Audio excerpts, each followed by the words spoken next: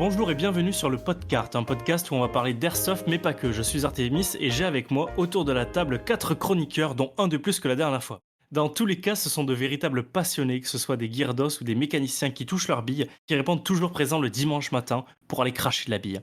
Dans cet épisode, nous allons recevoir Strix, influenceur mais surtout photographe le dimanche, afin d'échanger avec lui sur ses deux passions, les photos et les billes. Kurma nous parlera de grammage et de joule creep. Puis nous aborderons ensuite un débat dont le thème a été choisi par notre invité. Le HPA, ce système de propulsion, est-il surcoté? Nous terminerons l'épisode en vous faisant le rétexte d'une OP qui s'est déroulée en région parisienne et on vous parlera d'une OP qui se déroulera près de chez vous. Donc ce soir, autour de la table, j'ai avec moi Red Hot. Comment ça va? Bonjour, ça va. Y a pas que l'airsoft dans la vie et ça fait mal au week-end, mais tout va bien. Aïe. Kurma, dans ce podcast, on considère que tu es un mécanicien hors pair. Info ou intox, est-ce que tu es capable de reconnaître l'angle d'un joint hop-up juste avec ton nez? J'ai un nez beaucoup trop gros pour ça, mais je suis très très chaud pour ce soir parce qu'il y a 2 sujets qui m'intéressent énormément. La chronique sur le joule creep, il faut expliquer absolument ce que c'est une fois pour toutes, que tout le monde soit au courant et surtout que tout le monde comprenne comment ça marche. Parce qu'en fait, le problème, c'est que les gens répètent ce qu'ils entendent, mais ne comprennent pas comment ça fonctionne. Et le HPA, bien entendu, c'est le sujet clivant en mécanique. Il y a plein de gens qui se battent là-dessus, donc ça va être très très drôle. Troisième chroniqueur, Béton. Béton, depuis la dernière fois, il s'est passé quelque chose dans ta vie. Est-ce que tu peux nous le raconter? Il s'est passé beaucoup de trucs. Effectivement, je me suis mis à travailler dans le monde de l'airsoft. Donc, tu allies maintenant le taf et la passion. Ouais, c'est un peu ça. Des fois, c'est qui tout double. On aurait pu s'attendre à ce que ce soit Kurma qui répare des répliques en tant que professionnel. Mais j'ai dépassé mon sensei et j'ai décidé de me lancer avant lui. Alors évidemment, je prétends pas tout savoir, hein. J'ai toujours une courbe d'apprentissage. Mais j'ai des gens comme Kurma et d'autres autour de moi qui m'aident en cas de souci. Et puis il y a d'autres activités, notamment avec la boutique Airsoft, qui s'est montée il y a à peu près 3 mois dans la région, qui est spécialisée dans l'occasion, qui est tenue par un joueur, donc quelqu'un qui est passionné par ça. On peut dire que tu es l'égérie de cette boutique. Il n'y a que toi qu'on voit. C'est un peu le cas, voilà. L'égérie à moustache. Donc, c'est devenu ma nouvelle signature. J'ai aussi fait fabriquer un tablier par un ancien de la région, Coppersoft, pour ceux qui connaissent. Vous le verrez bientôt. Ça risque de devenir mon image et en plus de la boutique, je vais commencer à me lancer dans tout ce qui est production vidéo, etc. Ça parlera sûrement un peu de technique, mais pas que. Parce que bon, de base, ma grande passion dans l'airsoft, c'est le RP. Même si j'aime beaucoup la technique, j'en ai beaucoup moins parlé. Il y a eu ces choses-là, et puis on en parlera plus tard. Il y a une OP qui est en préparation chez Airsoft. Il y a eu des red flags, j'en ai parlé quand je suis arrivé, et je pense que j'ai aidé à ce que ça change. Ça va bouger, et la communication va bouger. Qu'on en reparlera. Mon arrivée dans l'équipe d'Airsoft n'a pas eu aucun impact. On croise les doigts pour que ça dure, Béton. Il a fait son apparition en tant qu'invité dans le premier épisode et il a décidé de venir s'incruster en tant que chroniqueur. À partir de cet épisode, nous accueillons donc autour de la table Omer. Bienvenue Omer. Salut à tous, il a décidé, je me suis pas imposé quand même, je vous ai demandé avant et On a dû accepter, c'est le président, libérez-nous! ouais, merci de m'accueillir parmi vous. Je voulais en profiter aussi parce que j'ai pas assez appuyé sur les remerciements, des gens qui ont contribué à l'existence du kart et au serveur. Julien et Toshiden qui étaient là, dès le début, pour créer le serveur et qui étaient là pour, réfléchir à comment on allait faire avancer le projet. Il y a aussi Alf, Naga qui m'ont beaucoup, conseillé au début et aussi quelqu'un qui sera sûrement là bientôt, c'est, Electro qui a une grande connaissance, du monde associatif et de l'airsoft et du coup qui était là aussi énormément pour m'aider, me conseiller. Merci à toutes les équipes qui sont présentes, au kart et tous les gens qui le font vivre au quotidien. Je voulais juste, faire un petit message rapide par rapport à ça. Mais merci beaucoup Omer. Il est temps de présenter l'invité du jour. Contrairement à la dernière fois, j'ai fait un paragraphe d'introduction qui va nous permettre de le présenter plus en détail avant qu'il prenne la parole. Profiter de l'instant tout en ayant la capacité de l'immortaliser en un seul mouvement, c'est le reflet d'un art qui permet d'obtenir des perspectives uniques afin de les partager. Pour Strix, photographier, c'est comme respirer. Alors une vie à prendre des paysages pittoresques et des moments magiques, il aurait pu continuer très très longtemps. Mais ça, c'était avant de commencer l'airsoft. Un sport qui va faire que son art va prendre une légère parallaxe, l'obligeant à bousculer ses façons de capturer l'essence des moments et à l'obliger à être au cœur de l'action. Hello Strix, bienvenue sur le podcast et c'est un plaisir de t'avoir encore une fois autour d'une table, mais cette fois-ci, pas pour du JDR. Nous allons commencer par parler un peu de toi. Pour nos auditeurs, est-ce que tu peux dire quel type de joueur tu es? Et bah déjà, salut à tous, merci pour l'invitation. Trop content d'être là, depuis qu'on en parlait. Artemis, c'est vrai que là, c'est un peu ton bébé, je sais que t'aimes ça, donc merci pour l'invite à tous les 5. Alors pour me décrire vite fait, ça fait presque 3 ans que je joue, que je me suis mis très sérieusement à l'airsoft. Peut-être un peu trop sérieusement. J'ai commencé donc à faire de l'airsoft classique. Je suis en train de m'orienter sur du milsim. Sur le terrain, tu es plutôt frontal, à prendre ton temps. Comment tes coéquipiers te décrivent? Ça va dépendre du terrain toujours. J'aime beaucoup le CQB quand il faut aller vraiment de front. Je préfère courir dans des bâtiments quand j'ai envie de jouer avec ma petite MP5. Après, peut-être que le DMR, ça commence à me plaire. Donc disons que je suis un peu polyvalent. Je suis pas excellent dans les deux, mais je me débrouille assez bien. Donc selon l'humeur et le temps, on avise. Est-ce que la pieuvre ne t'aurait pas influencé avec son DMR, Strix? Alors, il jouait depuis un peu plus longtemps que moi, du moins sérieusement. Moi, j'avais déjà commencé l'airsoft, mais vraiment entre potes comme ça, il y a très longtemps. Mais une fois que je me suis mis vraiment, j'ai fait la connaissance donc de Pieuvre, qui est devenu un du trio avec qui je joue tout le temps. Et c'est vrai qu'il a un beau DMR, qu'il a monté lui-même, qui marche très très bien. Et quand on peut toucher quelqu'un, allez, on va dire à 70 mètres, ça fait plutôt plaisir. Alors moi, je suis passé du côté HPA de la force pour le DMR. Faut qu'on appelle Chef Pampan, il en parle tout le temps. Dès qu'il touche une réplique, ah, on peut en faire un DMR, ouais. Moi, j'adore. C'est comme ça qu'on termine sur le Nurchi avec des P90 en mode DMR, hein. C'est ça. Pour reprendre les bases, qu'est-ce qui t'a poussé à commencer la discipline? Et là, quand je parle de discipline, je vais simplement, dans un premier temps, me concentrer sur l'airsoft. On aura une grosse deuxième rubrique sur laquelle on se concentrera sur la photo. C'est pas que je me fais vieux, mais disons que ça fait quand même une dizaine d'années que j'ai déjà commencé à jouer. Alors, c'était, je dirais pas à la sauvage, en fait, on était jeunes, c'était chez le copain ou dans le jardin, et on a vraiment commencé comme ça. J'ai un collègue, en fait, qui a acheté une réplique. Alors, ma première réplique, c'était un double eagle de chez Colt, 0,5 joules, full ABS, bien sûr Spring, parce que le gaz était trop cher, mais c'est parti du, quand t'es gosse, tu fais pampan avec des pistolets à pétard. La première réplique Airsoft, ça a été un coup de foudre, tout simplement, parce que il y avait pas de tactique avant, mais il y avait un côté compétitif avec les copains, on se tirait dessus, il y avait un truc, surtout à cet âge, un peu plus viril, un jeu un peu plus homme, c'est les armes, tout ça. Donc nous, on le voyait quand on était petit, c'était rattaché au militaire, quand tu aimes bien ça. Et un peu après, j'ai commencé à avoir ma première réplique AEG. Alors c'était une G36C, je peux dire la marque, je sais plus. Pareil, Ding Dong. 0,5 joules. Ouais, il me semble, mais J'ai eu la même. tout le monde a eu la même. C'était la réplique. Et puis après, avec l'âge, on a arrêté. Et d'un coup, je me suis remis comme ça et je suis arrivé dans le Gers. J'ai trouvé l'association d'Ornézan. Je me suis inscrit sur un coup de tête. J'ai acheté ma vraie première réplique sur un coup de tête. Et depuis, bah, il s'en est passé des choses. 3 mois, ouais, on est allé loin maintenant. Oui, oui, je le confirme.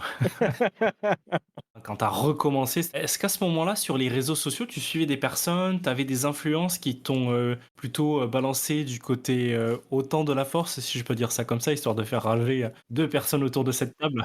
Ah. En vrai, non. Comme je te dis, j'étais sur un coup de tête. Je suis allé sur Google. J'ai fait Club d'Airsoft. Je trouvais Ornézan. Je me suis inscrit. Je suis allé dans un magasin. J'ai pris ma réplique. Et je suis venu. C'est après quand vraiment j'ai commencé la photo d'Airsoft que là je me suis mis sur les réseaux, surtout sur Instagram, et c'est là où j'ai eu des contacts, j'ai eu des gens auxquels je me suis abonné qui a proposé des choses qui m'ont plu. C'est comme ça que je suis parti après sur mon compte pour créer mon petit réseau de photos. Voilà. Mais j'ai pas vraiment d'influence, du moins au début. Et aujourd'hui, tu te positionnes comment par rapport à ça? Aujourd'hui, ça change parce que bah, déjà, j'ai appris à utiliser la plateforme Instagram en tant que photographe et j'ai découvert que j'étais pas le seul, heureusement. Et il y a, je dirais pas de l'influence parce que je préfère mon propre environnement, mon propre art au niveau de la photo. Ça m'appartient, je l'ai créé moi. Après, des gens que je suis beaucoup et que je trouve qu'ils font un travail formidable, il y en a de plus en plus. Disons que c'est toujours agréable de voir aussi sur Instagram ou autre, de plus en plus de personnes qui vont poster sur les réseaux. Je pense que de toute façon, on est tout le temps influencé, même si on essaie de créer son propre style. On est tous influencés par ce qu'on voit et on s'inspire un peu des autres. Ouais, ouais, ouais. Justement, tu parles de gens avec lesquels tu apprécies le travail. Tu peux donner des exemples? Alors, c'est French Correspondance Airsoft. Ouais, on est d'accord. C'était le premier nom qui me sortait. Donc, pour vous décrire un peu son style, on est sur un style très orienté pays de l'Est, russe, tout ça. Donc, il prend beaucoup de personnes dans ce style-là en photo. Mais aussi, là, ils ont une patte artistique sur ses photos. Il va rendre un côté très nostalgique à la photo. Alors, pour parler technique, du grain, des contrastes qui sont beaucoup moins prononcés, avec vraiment un effet comme si c'était vintage. Je trouve que son travail est juste formidable, ça rend super bien, surtout avec le type de personne qu'il va prendre en photo par rapport au gear. Il est dans un accord complet, que ce soit photo et équipement airsoft. Il arrivait à se créer un univers qui est à lui, quoi. Voilà. C'est ça, il a quelque chose qui est pas commun en fait. Il n'y a pas grand monde qui fait ce genre de choses, donc franchement, un compte à suivre, ça serait ça. Après, il y en a un qui m'a aussi peut-être un peu influencé, c'est vrai maintenant que j'y pense. Il n'est pas français, c'est Krios Photographie, un photographe ultra talentueux qui bosse avec énormément d'airsofters et airsofteuses même qui sont très connus. Il fait des très très belles photos, très qualitatives, que ce soit au niveau de la qualité photo, de la prise de vue, c'est des pépites.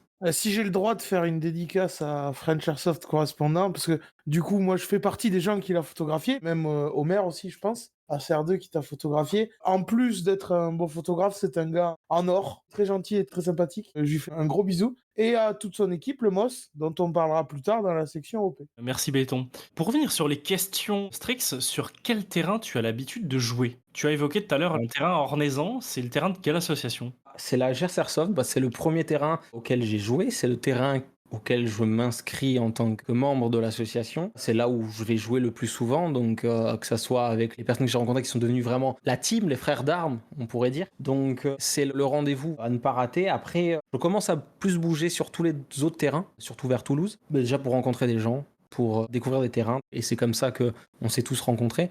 Sauf le roi du béton, je crois que tous les deux, on l'a jamais rencontré en vrai encore. Un jour peut-être. Non, c'est vrai, exact. Tu t'es mis récemment au Milsim/Rolltac. Qu'est-ce qui te plaît là-dedans et qu'est-ce qui te donne envie justement de t'investir plus de ce côté de la discipline? Déjà, il y aura toujours l'airsoft de dominical classique. Ça sera vraiment la chose que je vais faire le plus souvent. Mais je m'oriente Rolltac Milsim. Donc, alors Rolltac d'abord et en devenir Milsim parce que c'est vrai qu'il y a pas mal de règles qui changent. Mais disons que le Rolltac, pourquoi? Premièrement, le côté tactique que j'aime énormément. Le fait que tu ne sais pas ce qui va se passer. Tu arrives sur une zone de conflit. Tu dois improviser les déplacements, créer des tactiques pour avoir tel objectif. Tout est réfléchi. C'est pas je pose mon cerveau, je vais jouer avec les copains, je m'amuse, ce qui est très bien et ce que je fais et ce que je continuerai à faire.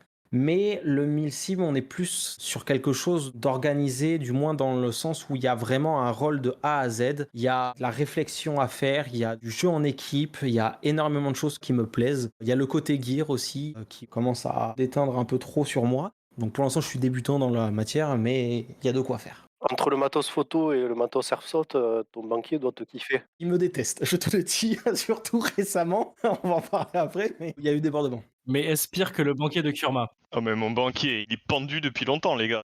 C'est grave, c'est très très grave. Je crois que tous nos banquiers, ils nous aiment pas. Ouais, Ah ouais. Va falloir qu'on trouve un banquier au quart. T'as une dédicace à passer avant qu'on continue, Strix? Je suis obligé de faire une dédicace à mes deux frères d'armes parce que c'est vrai que c'est avec eux que j'ai commencé et que je vais finir. Donc Pieuvre et Garen, s'ils écoutent ce podcast, je vais à l'Airsoft, c'est forcément avec eux. On va acheter du gear, c'est avec eux. On se pousse les uns les autres pour aller jusqu'au bout à l'Airsoft et ça sera jusqu'à la fin. J'espère qu'ils ont pas le même banquier que toi. J'espère aussi parce que là, c'est fini pour lui sinon. Maintenant que tu t'es présenté, je propose de laisser la main à Red avant de parler du sujet du jour qui sera la photo. Shame on you. Et bonsoir à tous et bienvenue dans Airsoft Fashion ou comment mettre des chassés à son plan épargne.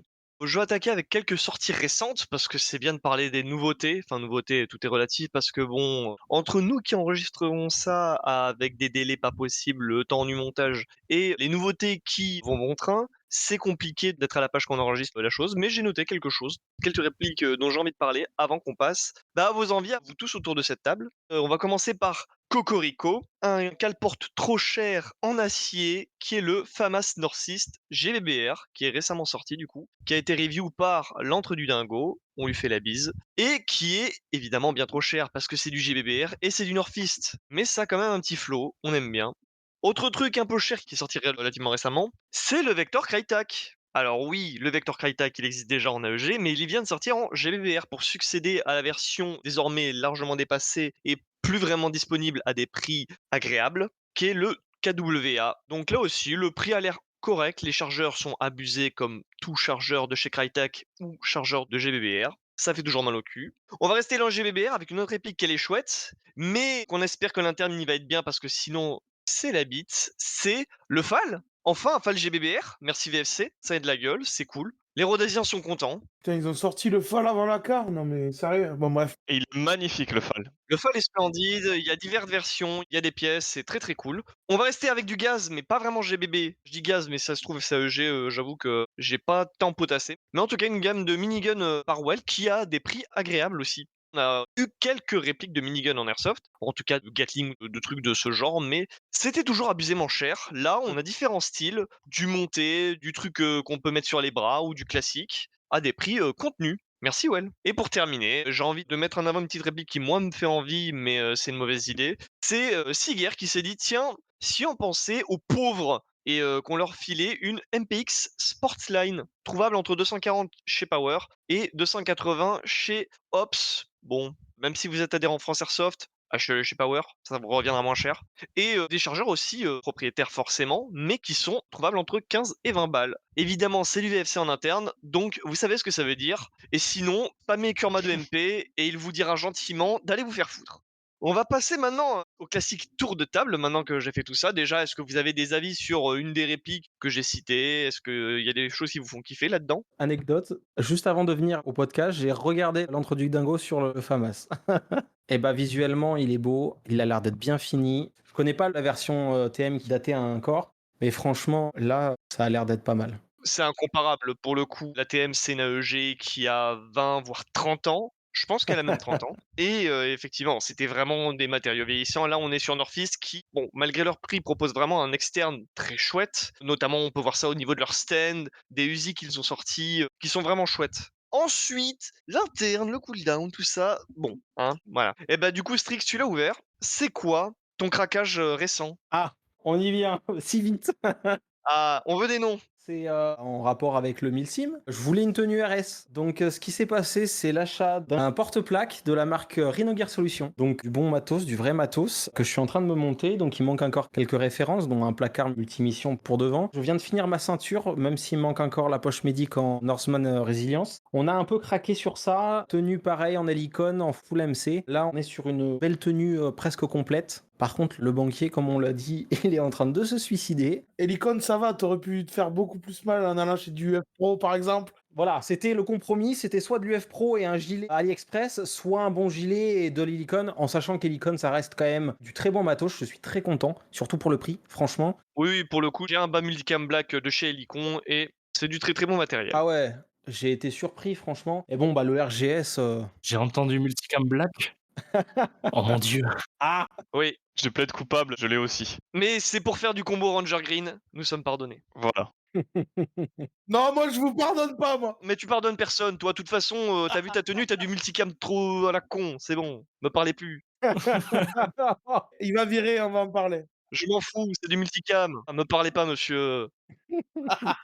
Eh bah béton, tu l'as ouvert, maintenant que t'as accès à plein de trucs sous la main grâce à ton boulot, c'est quoi ton envie de craquage ou ton craquage récent? Mon craquage, je sais pas si j'en avais parlé, mais j'ai acheté un GP30 pour ma LCT, je sais même plus. J'en avais parlé la dernière fois. Le lance-grenade King Arms. Il n'y a pas eu trop de craquage, mais là, il y a des gros craquages en prévision. À la boutique, déjà, on a une GHK V3 préparée par notre ami Antoine Favard, qui est plutôt compétent dans les GBBR, montée en CO2 là, à 990 €. Ça peut paraître énorme, mais quand on sait ce que ça coûte, avec 6 chargeurs, c'est pas cher. Et je suis en train de discuter pour faire importer des équipements russes, notamment de la marque MBC, une des rares marques à proposer le camouflage Atax AU, que j'adore. Certains le détestent. C'est la version désert du Atax FG, qui est utilisée notamment par les Tchétchènes, que beaucoup le savent, c'est un peu ce que j'aime faire. Donc, il risque d'y avoir des grosses dépenses, mais il va falloir générer de l'argent. Il va falloir en réparer des répliques. Donc, si vous avez un souci, n'hésitez pas à venir chez moi. Pour pouvoir financer mes dingueries. Ouais, ouais, allez chez lui, là. J'en ai marre de réparer tout Toulouse, moi. Hein. Mais on va s'arranger, on va faire venir les gens. Mais le craquage, est-ce que c'est pas d'aller à Paris pour faire une OP? En soi, peut-être. On y reviendra, je suppose. Au niveau des projets, d'abord le Gear MBC, sûrement, allez, 300 ou 400 € de poche. Oui, juste de poche. Ouais, bah ouais. Le camo Attax AU, c'est un camo qui est pas utilisé par tout le monde. Donc c'est 2 à 3 mois de production, donc c'est un peu plus cher en plus. Et il y a beaucoup de poches. Je prépare CR3 et ça coûte cher. Et toi, Omer, des envies, des craquages? Craquage, pas forcément, ça fait un moment là que j'ai rien acheté.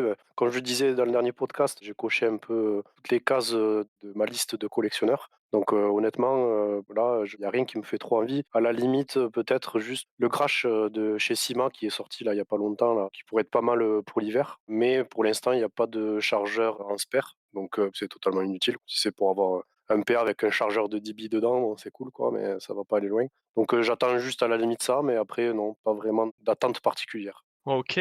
Bon, Kurma, on va pas passer en revue tes 10 derniers achats. Tu peux juste en parler d'un ou deux, ce sera déjà pas mal. Qu'est-ce que tu nous as acheté de beau? J'ai pas acheté 10 milliards de trucs non plus. Je me suis monté un M14. Ah, c'est bien ça. J'ai pris ça parce que c'est finalement pas trop cher. C'est une bonne base, en vrai, c'est une bonne base. Franchement, ça a été un bricolage très rapide, très simple et assez peu coûteux. Hormis le montage lunettes que, vu que je suis un sale con, je suis allé chercher celui qui est le plus dur à trouver, mais à part ça, très très simple. Et pour rebondir sur ce que tu disais tout à l'heure, par rapport aux nouveautés, je suis assez content de voir qu'il y a de plus en plus de répliques un peu guerre froide, fin des années 80 qui sortent, donc le FAL, le FAMAS, tout ça. Moi, en ce moment, je suis plutôt là-dedans. J'ai acheté aussi un gilet M83, pas comme le groupe de musique. Et c'est bien dommage. Ouais, c'est bien dommage. Je trouvais ça pas trop cher. Pour le coup, c'est du RS, il y a des poches. Ça coûte pas 300 € de poche. J'ai pas fait tant d'achats que ça. Je reste dans des trucs assez simples, assez peu chers, d'occasion, rien de plus. Ok.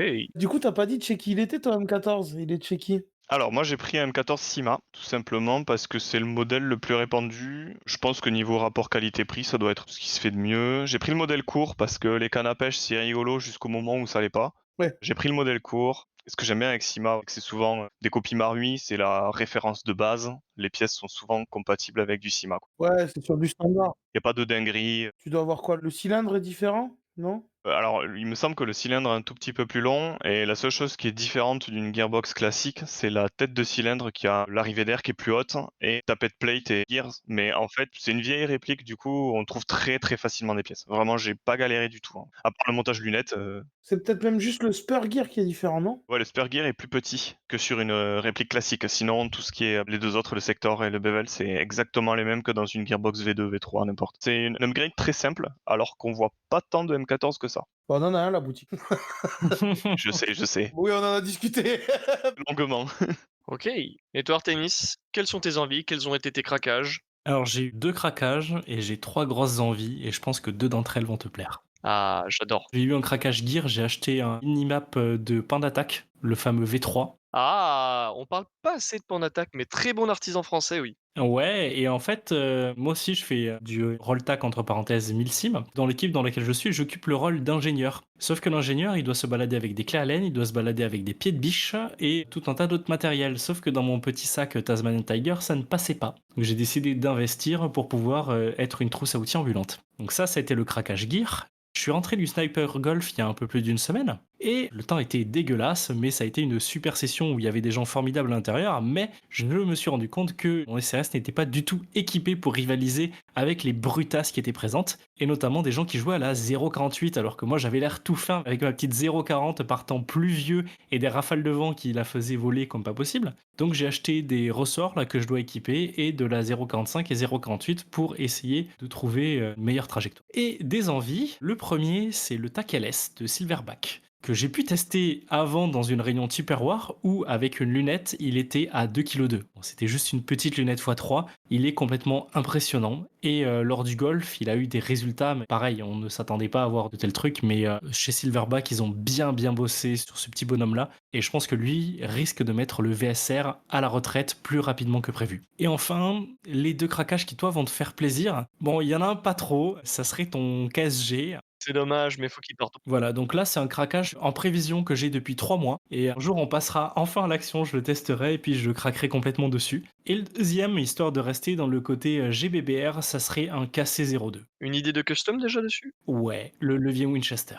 Oh. Le KC02, c'est une mauvaise réplique qui peut en être une bonne en fait. C'est exactement le principe d'une réplique qui est pas trop chère, qui a plein de pièces d'upgrade. Faut y mettre les mains dedans, mais on peut avoir des résultats très très sympas avec un KC02. L'idée, c'est de pouvoir en faire quelque chose et puis peut-être que ça sera le sniper du prochain golf. Ok, un beau projet donc. Ouais, Pas avec le KSG parce que c'est pas tant fait sniper, mais en tout cas le TAC 41, ça a l'air d'être un bon truc. pas forcément le TAC, plutôt le KC02. Ça peut être sympa aussi.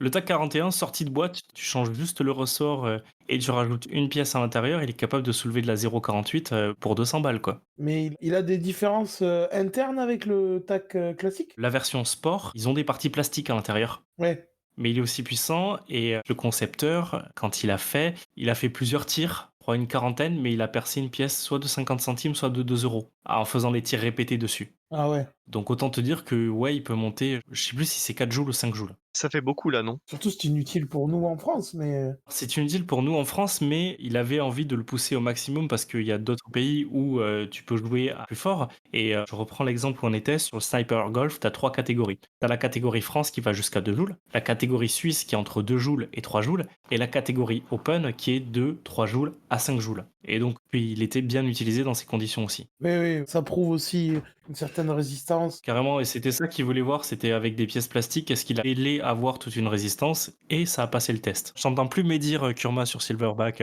Silverback, il n'y a pas de problème avec Silverback. Honnêtement, le souci moi que j'ai eu, c'est que le MDRX, c'est leur tout premier AEG. Je pense qu'ils ont voulu faire trop compliqué pour leur premier AEG. Ils n'avaient pas encore l'expérience. Mais vu l'expérience qu'ils ont réussi à gagner dans le monde du snipe, parce que honnêtement, je pense qu'il n'y a pas de meilleure marque de snipe à l'heure actuelle que Silverback. Je pense que s'ils continuent à gagner en force au niveau de l'AEG, il y a moyen qu'un jour, ce soit aussi des AEG qui sont extrêmement performants. Voilà, moi je pense qu'ils ont juste essayé de faire trop différent, trop compliqué. C'est une belle réplique, mais peut-être qu'il est sorti trop tôt. Un petit peu comme certains jeux qui sont pas finis. Comme Cyberpunk. Je te dirais, attends la V3 du MDR. Oui, peut-être qu'à la V3, ce sera mieux. C'est trop tard pour attendre quoi que ce soit. La V1, c'est une très belle réplique, mais trop de problèmes en sortie. Achetez des AK, vous aurez moins de problèmes. En plus, la V3, c'est mieux.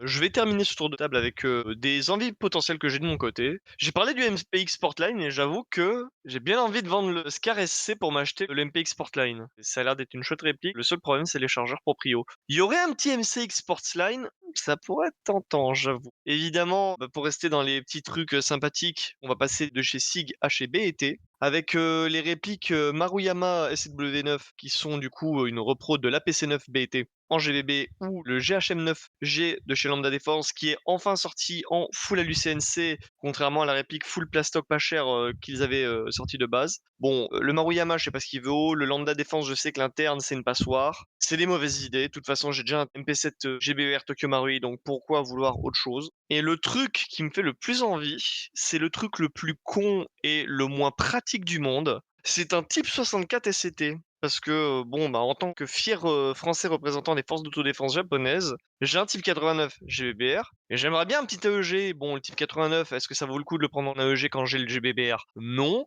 Pourquoi pas prendre une Turbo Brick qui est le Type 64? Problème, c'est que c'est du SCT. Bon, c'est à peu près un problème. Mais le vrai problème, c'est que ben, maintenant, il n'est pas trouvable à des prix raisonnables. Alors que, bon, ben, c'est du SCT, merde, allez vous faire foutre. SCT, ça peut être bien, hein. Non, mais faut arrêter. Crache pas comme ça sur LCT. C'est pas que de la merde, attention. Alors, ils sont capables d'être très très graves aussi, hein. C'est pour ça que je suis revenu sur mes mots. À tout moment, celui-là, il est bien. Mais SCT, c'est le loto. Ça peut être bien comme ça peut être une merde infâme. J'aime les externes LCT, tu vois. Non, c'est pas LCT, c'est SET. S et T, pas LCT. Ah! LCT, j'ai des mots à dire aussi là-dessus, mais c'est pas le propos. Pardon, excusez-moi. Je parle de la marque SCT, le chip de chez Ares. Vas-y, mais crache dessus. Vas-y, je mets des coups de pied avec toi. Et je vais terminer cette catégorie qui n'a que trop duré avec un petit placement de produit qui n'est pas rémunéré, mais c'est du gear et c'est du gear très sympathique que je porte depuis des années. Il y a une nouvelle série de précommandes pour le Tech Hoodie de chez Mikami Industries, qui est un hoodie disponible en gris et en Ranger Green, qui se veut assez léger, mais en gros c'est comme un combat shirt, mais avec une capuche, et ça a de la gueule. Dans l'airsoft, avoir de la gueule, c'est quand même sacrément important. Et c'est du très très bon gear que j'ai bien éprouvé. Il a fait toute la journée de Battle Squad sans avoir un seul souci. Ça respire, c'est bien. C'est un peu cher, mais en termes de haut, c'est increvable. Je suis un fanboy là-dessus, donc mon avis est biaisé. Ça a l'air sympa. D'ailleurs, j'ai oublié un de mes projets, si je peux en parler. Tu as quelques minutes. Je crois que j'en ai parlé en intro. C'est avec Coppersoft. Vous parliez de Pan Attack. Moi, j'allais souvent vers Coppersoft. C'est pas les mêmes choses exactement, mais c'est deux couturiers qui font du gear custom dans le monde de l'airsoft. Cop, il est beaucoup plus axé sur les Russos. On va pas se mentir. Même s'il peut faire ce que vous voulez. Hein. Je lui ai fait fabriquer un tablier pour l'atelier, comme un tablier de cuisine. Mais déjà, il est en attaque SAU et il est full rempli de passes en molle pour pouvoir mettre des accessoires, etc. Donc, j'ai hâte de vous le montrer. C'est en cours de préparation. Ça va être trop stylé. Eh bien, on a fait le tour. On va pouvoir repasser à notre invité du jour, Strix. Artemis, c'est à toi. Oh my god! Okay, it's happening.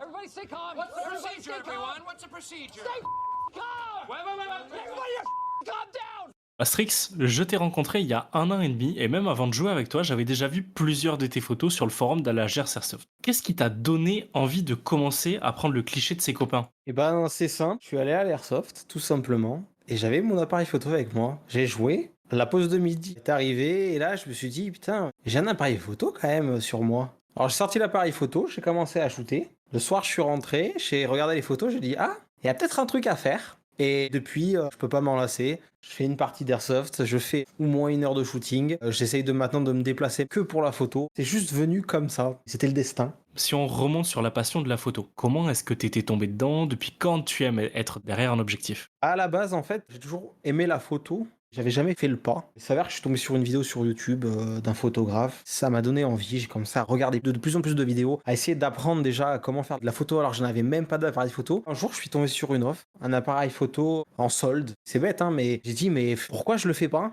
J'ai acheté mon premier appareil photo, j'ai commencé à faire de la photo. Alors j'ai commencé par de la photo de paysage, j'ai fait de la photo agricole, notamment avec mon frère. Vraiment tout ce qui me passait comme ça, tout ce que je pouvais photographier, j'étais vraiment ouvert à tout. Depuis maintenant, c'est presque que des photos d'airsoft en ce moment. C'est venu d'une envie et c'est devenu une passion. T'as fait de la photo sportive aussi à un moment. J'ai fait de la photo sportive, notamment j'ai fait un peu de hand, j'ai fait un peu de rugby, c'était des tests. Et c'est aussi ça aussi qui m'a permis de faire peut-être de la photo aussi d'airsoft, parce que ça reste de la photo sportive, l'airsoft. On est sur un match, clairement, on a des joueurs qui vont courir, qui vont se cacher, et donc on n'est pas sur de la photo au studio, on est vraiment sur de la photo de terrain. Et c'est ça aussi qui est intéressant dans la photo d'airsoft. Et du coup, c'est ça qui te fait vibrer quand tu prends les photos, de devoir suivre les joueurs, de te poser derrière eux, d'essayer de trouver les meilleures photos possibles sans les compromettre? Parce que clairement, tu fais ça en jeu, quoi. C'est carrément ça, parce que c'est vrai que encore plus dans l'airsoft, si je dois le comparer à de la photo sportive, que ça soit rugby, foot ou même hand, on est hors du terrain. On est à côté du terrain, alors il y a de quoi prendre des photos,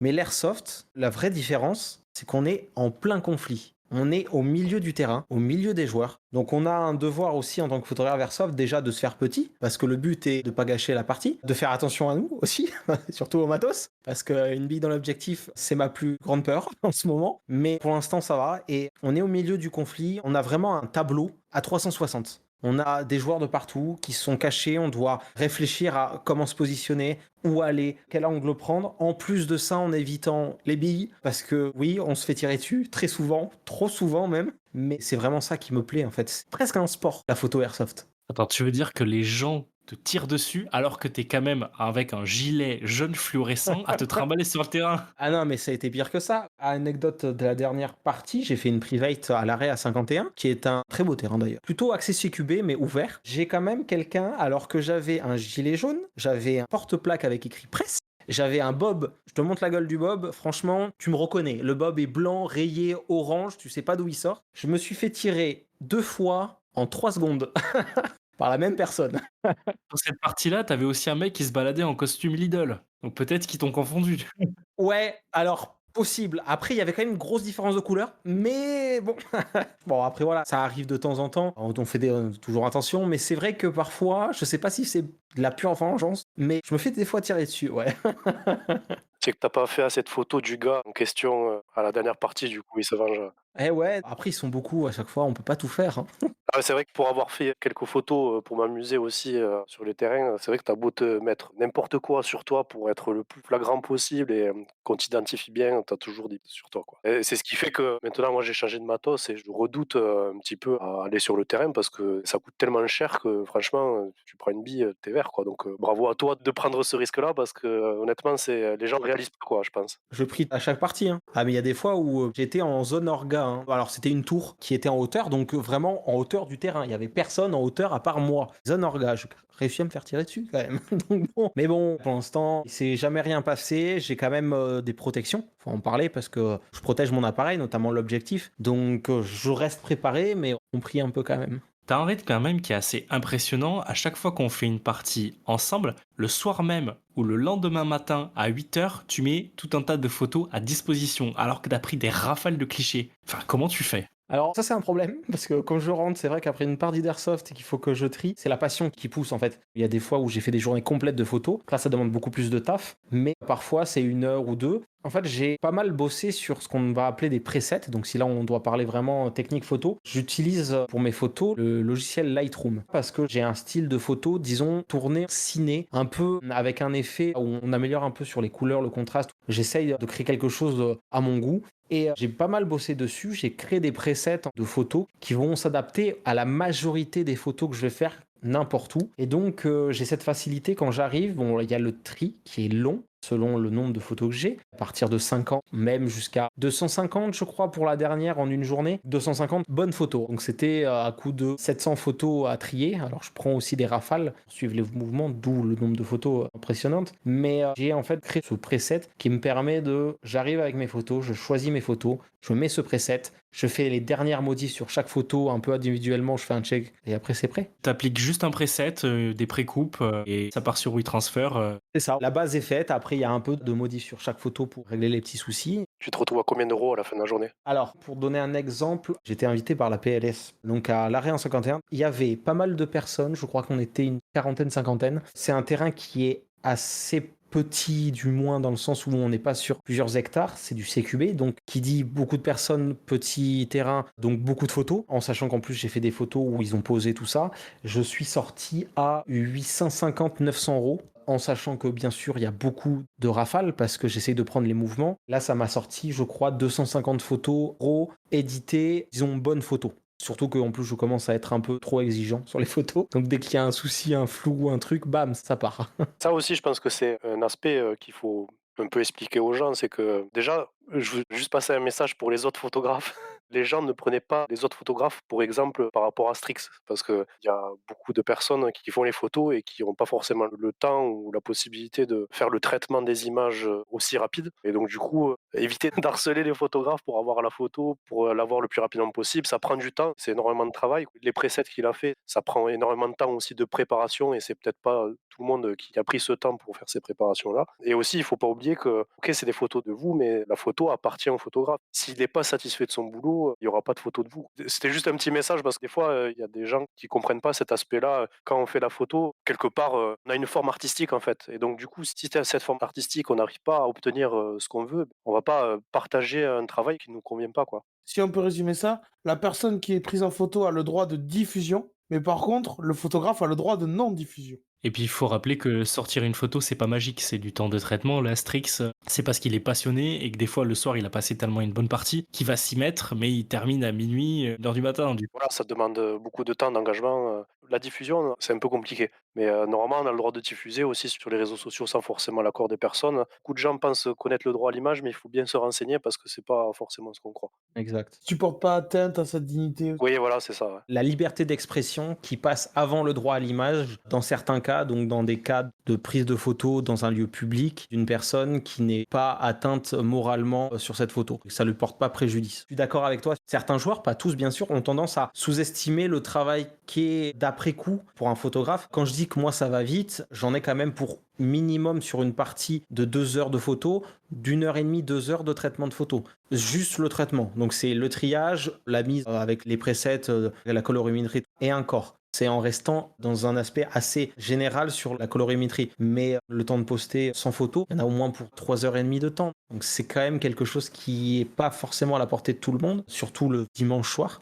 Donc, faut pas harceler les photographes, surtout que beaucoup, que je sais que toi, Omer aussi, on le fait à titre de gratuité pour l'instant. Du moins, on donne les photos. Donc, c'est du temps qu'on prend nous pour faire plaisir aux joueurs. Je rebondis aussi par rapport à ce qu'on venait de dire par rapport au droit à l'image, etc. Parce que toi, les images que tu diffuses, tu floutes les personnes. Et j'ai vu que même moi, qui te donnerai toutes les autorisations, quand tu mets des photos de moi sur ta page, tu me floutes. Explique du coup la raison. Pour être franc, la première chose, c'est mon style. Je trouve que flouter un visage, en fait, sur ma page Insta, c'est mon style, en fait, dans le sens où ça fait un peu plus mystérieux. On reconnaît pas vraiment la personne. Il y a un effet aussi que je cherche qui est lié à l'armée, du moins aux photos de vrais soldats qui sont floutés pour la plupart, pour bien sûr des raisons d'anonymat. J'essaie de reprendre un peu ça, de garder cet anonymat envers les joueurs. Après, il y a un second temps aussi où c'est un peu une sécurité pour moi. Parce que qui dit des shootings comme ça dans les assauts, je fais pas forcément signer de papier disant que je vais utiliser des photos. Donc, c'est aussi un moyen de se protéger en tant que photographe. Parce qu'au final, la photo, vu qu'elle est floutée, on reconnaît pas la personne.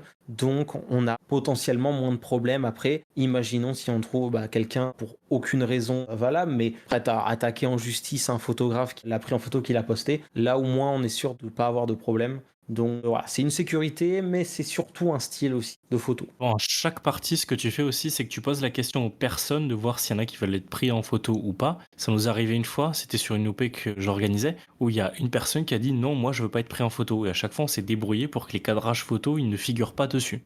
C'est ça. Oui, il y a toujours des joueurs qui te demandent de ne pas être pris en photo, ne pas voir le visage. Ça m'est arrivé aussi à l'Area 51. Donc j'ai un joueur qui m'a permis de mettre des photos, mais qui ne voulait pas sur les photos que je poste ou même que j'envoie, on voit son visage en entier. Ce que je comprends, donc ce qui a été fait, de toute façon je n'avais pas son visage, mais dans le sens où il y a chacun a ses demandes particulières, a ses droits aussi bien sûr, parce qu'on n'est pas là pour non plus faire quelque chose qu'un joueur ne voudrait pas, ça ne sert à rien. Disons qu'on peut aussi aborder le sujet pour prévenir les gens, peut-être que certaines personnes ne le savent pas, mais il y a des joueurs d'airsoft qui se sont retrouvés dans des réseaux un peu Telegram ou dans des chaînes de propagande de certaines factions qui sont pour eux du coup dans de réels conflits. Donc faites attention quand même à votre image dans l'airsoft parce que ça peut être utilisé pour de mauvaises intentions.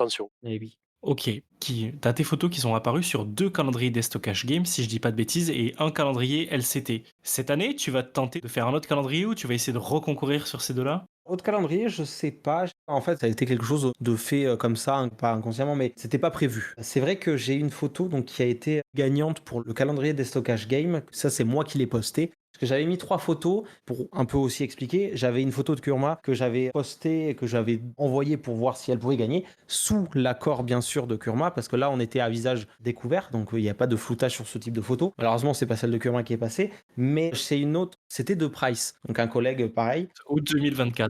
Ce qui se passe, c'est qu'on a une demande de la part de Destockage Game, comme ça si on peut comprendre un peu les démarches, qui envoie un papier au photographe et à la personne photographiée, un accord de droit à l'image. Ça a été fait dans les règles et ça a été une grosse surprise que de gagner, mais très content. Et donc, s'il y a moyen de reparticiper à quelque chose comme ça, c'est toujours gratifiant en tant que photographe de voir sa photo sur un calendrier, de la voir physiquement aussi et qu'on se dise que les gens vont la voir, c'est cool, franchement.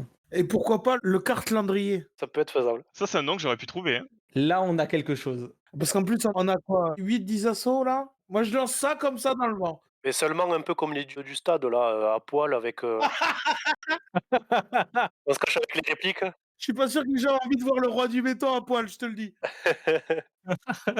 Les stockages game, leur calendrier, ils le vendent. Exact, ils le vendent. 5 €. C'est ça. Par contre, pour les artistes, il n'y a pas de rétribution. J'ai eu le calendrier gratuitement, avec un patch de vainqueur, c'est le patch de l'année, et j'ai eu un chèque cadeau de 50 €. D'accord. En plus d'avoir la fierté d'avoir la photo, ce qui est le Saint Graal, parce que en tant que photographe, avoir une photo dans un calendrier, c'est juste énorme, surtout qu'il n'y a que 12 participants qui ont le droit à cette photo par an. Et en plus de ça, on a eu des petits cadeaux, 50 €, c'est quand même pas mal, ça peut aider. Franchement, c'est pas mal. Après, je sais pas chez les autres comment ça se passe, que ce soit chez LCT ou d'autres, je sais pas qui le fait encore, mais des stockages games, franchement, ils ont fait les choses bien. C'est le problème. Il n'y a plus de magazines airsoft papier. Quand tu veux faire de la photo dans ce milieu-là, il n'y a pas trop de biais en fait au final de diffusion en fait. Non, c'est vrai. En réel, du moins en papier, comme tu dis, il n'y a pas grand-chose. C'est vrai que le calendrier persiste parce que c'est quelque chose qu'on installe chez soi, donc il faut une version physique. Tout se passe maintenant par les réseaux sociaux, par les sites. Bon, il y a Instagram, que ce soit même les sites de vente d'airsoft ou de forums,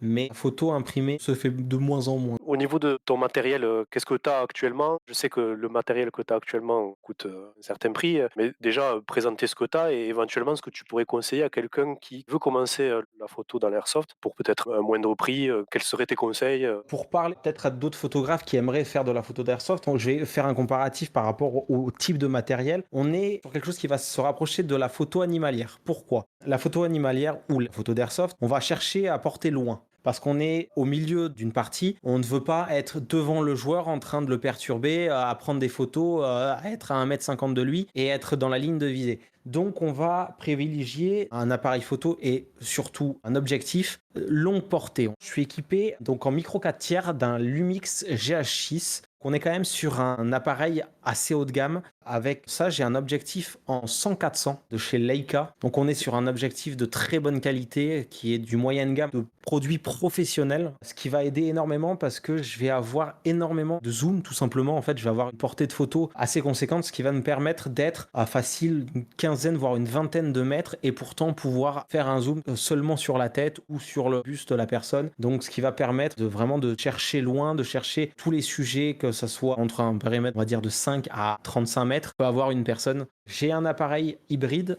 c'est un peu mon conseil parce que le truc de l'airsoft, c'est qu'on est souvent en train de photographier, que ça soit en plein jour, où on a énormément de lumière, ou parfois dans des bâtiments ou dans des zones un peu plus sombres. Et l'hybride, par rapport au réflexe, on a vraiment un gain aussi au niveau de la luminosité, la capacité à avoir des photos beaucoup plus claires, importante. Donc c'est un conseil que je donnerais. Donc ça va être un boîtier, un objectif longue portée, donc au moins sur du 150-300 mm de longueur focale. On va chercher une assez bonne ouverture, toujours compliqué avec ces focales de téléobjectif, mais chercher au moins dans le 3 ou 4 de focale d'ouverture, donc le fameux F, pour pouvoir avoir aussi un arrière-plan flouté, ce qui va permettre de faire ressortir le joueur. Et après, bien sûr, tout ce qui va être protection. Moi, j'ai sur l'objectif un filtre UV, donc ça apporte rien du tout au niveau de la photo. Par contre, c'est un verre en plus, donc ce qui veut dire que si je me prends une bille, j'ai une vie avant que l'objectif soit cassé. Bien sûr, il faut aussi un bon cordon d'attache, que ça soit autour du cou ou autour du poignet pour ma part, pour pas faire tomber l'appareil photo, parce qu'on a tendance à beaucoup marcher, courir, s'accroupir, s'allonger, sauter. Donc c'est un peu le bundle qu'il faut, donc un appareil photo longue portée,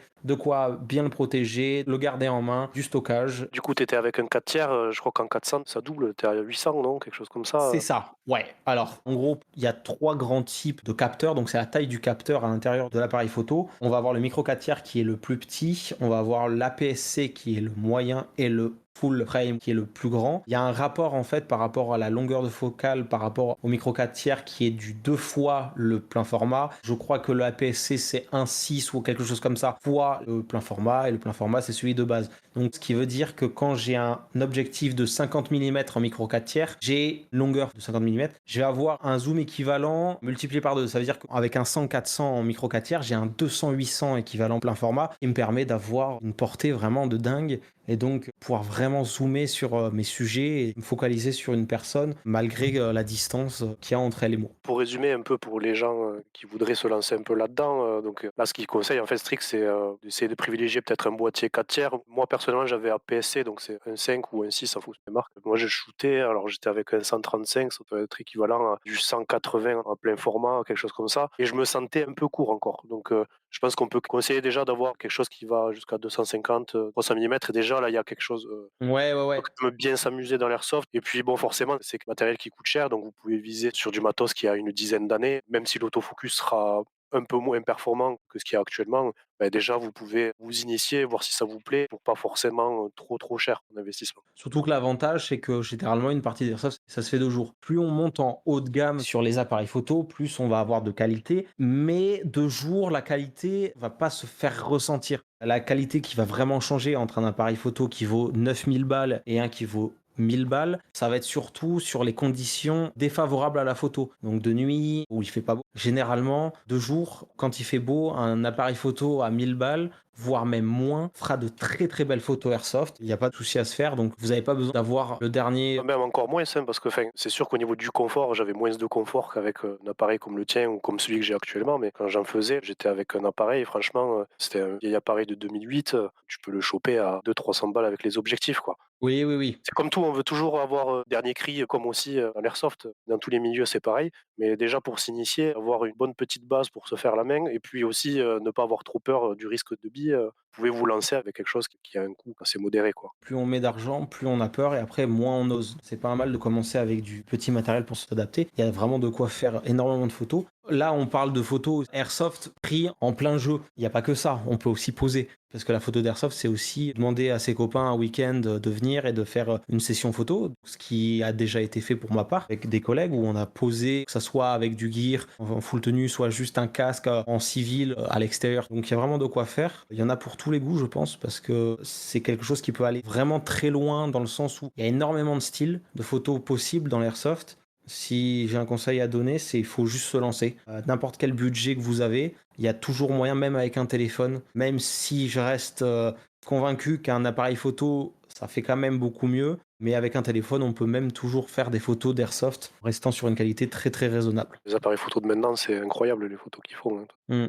Tu fais des photos un peu style ciné, etc. T'as jamais été tenté pour prendre des filtres style Tiffen, Cinebloom, pour ajouter un petit côté cinéma, en fait, pour donner un aspect moins moderne? Je vois ce que tu veux dire. Alors c'est toujours compliqué parce que, tu vois, j'ai parlé d'effets ciné. C'est un peu plus compliqué que ça en fait. Parce que j'ai fait en sorte d'avoir des presets. Donc moi j'aime un peu les photos assez sombres du moins sur les côtés, avec un sujet qui va ressortir et avec des couleurs assez prononcées. Quand on voit une photo RAW au naturel et on voit une de mes photos qui a été retouchée, on voit qu'il y a une très grande différence. Je veux rester quand même sur quelque chose d'assez réel. En fait, je vais augmenter le contraste, augmenter les couleurs, faire en sorte d'assombrir les noirs pour pouvoir avoir des noirs plus profonds, tout ça, avoir quelque chose d'un peu plus tourné militaire. Je veux rester sur quelque chose d'assez franc au niveau de la réelle exactitude des couleurs. Je vais pas tout changer, je vais pas créer de couleurs entre guillemets. Je veux pas créer une ambiance qui n'était pas le cas. Donc je reste quand même sur des tons qui vont correspondre plus ou moins aux couleurs réelles.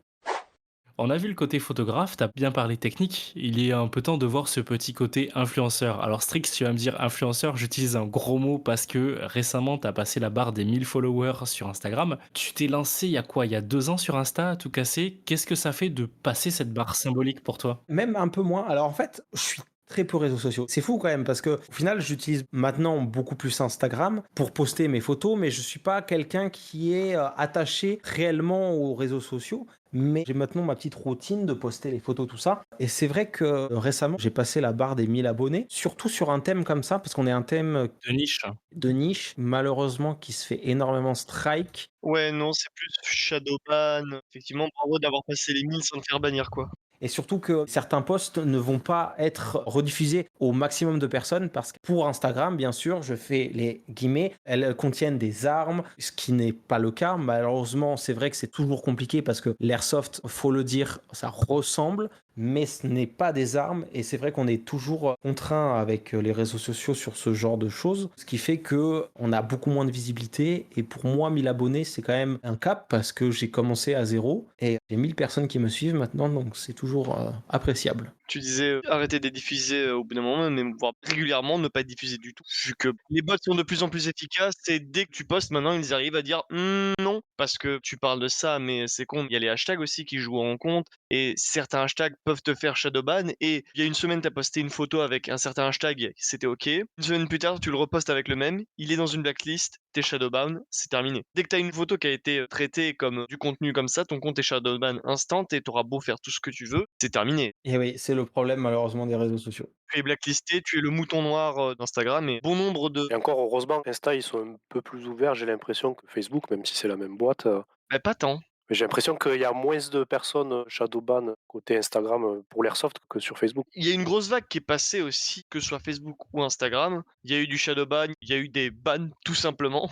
Parce qu'on parle de shadowban, mais ça c'est à la limite le plus tranquille parce que ton compte existe encore. Enfin, est-ce qu'on peut vraiment parler du fait qu'il existe encore quand tu es shadowban? Pas tant parce qu'il y a que tes followers et encore qui arrivent à voir tes publications. Genre, effectivement, il y a une période, bon nombre de comptes, que ce soit des influenceurs du milieu de l'armement ou juste de gens qui postaient de la photo airsoft se sont fait, bannir purement et simplement, sans question. J'ai moi-même fait l'expérience de ce genre de situation avec une, page, Facebook qui a été shadowban et un compte Instagram qui a été purement et simplement banni. Dans ce genre de cas, tu demandes des explications à Instagram et ils vont te sortir: «Bah oui, mais c'est des armes à feu!» «Non, non, ah beh, ça ressemble donc c'est des armes à feu quand même. Vous avez fait l'apologie des armes». Oui, de toute façon, c'est des bots qui te répondent. Puis bon, on peut quand même parler de ce gros aspect faux cul d'une boîte américaine, donc d'un pays qui se vante de son 2A, d'être en mode, Sainte-Nitouche, sur des répliques d'armes à feu, qui plus est. C'est pas les mêmes Américains. Bah, écoute, ça reste des Américains. Oui. Mais parce qu'à côté de ça, il y a des comptes américains certifiés où tu as des gonzesses qui tirent sur des Mmh. cibles avec des vraies armes à feu. Eux sont certifiés, ont je sais pas combien de millions d'abonnés. Et à côté de ça, toi, tu essayes de faire un peu ton art sur ça et tu peux te faire shadowban comme ça. Mais le pire, c'est que même pour des comptes, certifiés ou qui payent, parce que maintenant évidemment la certification est payante, parce que merci Twitter, merci Elon, hein.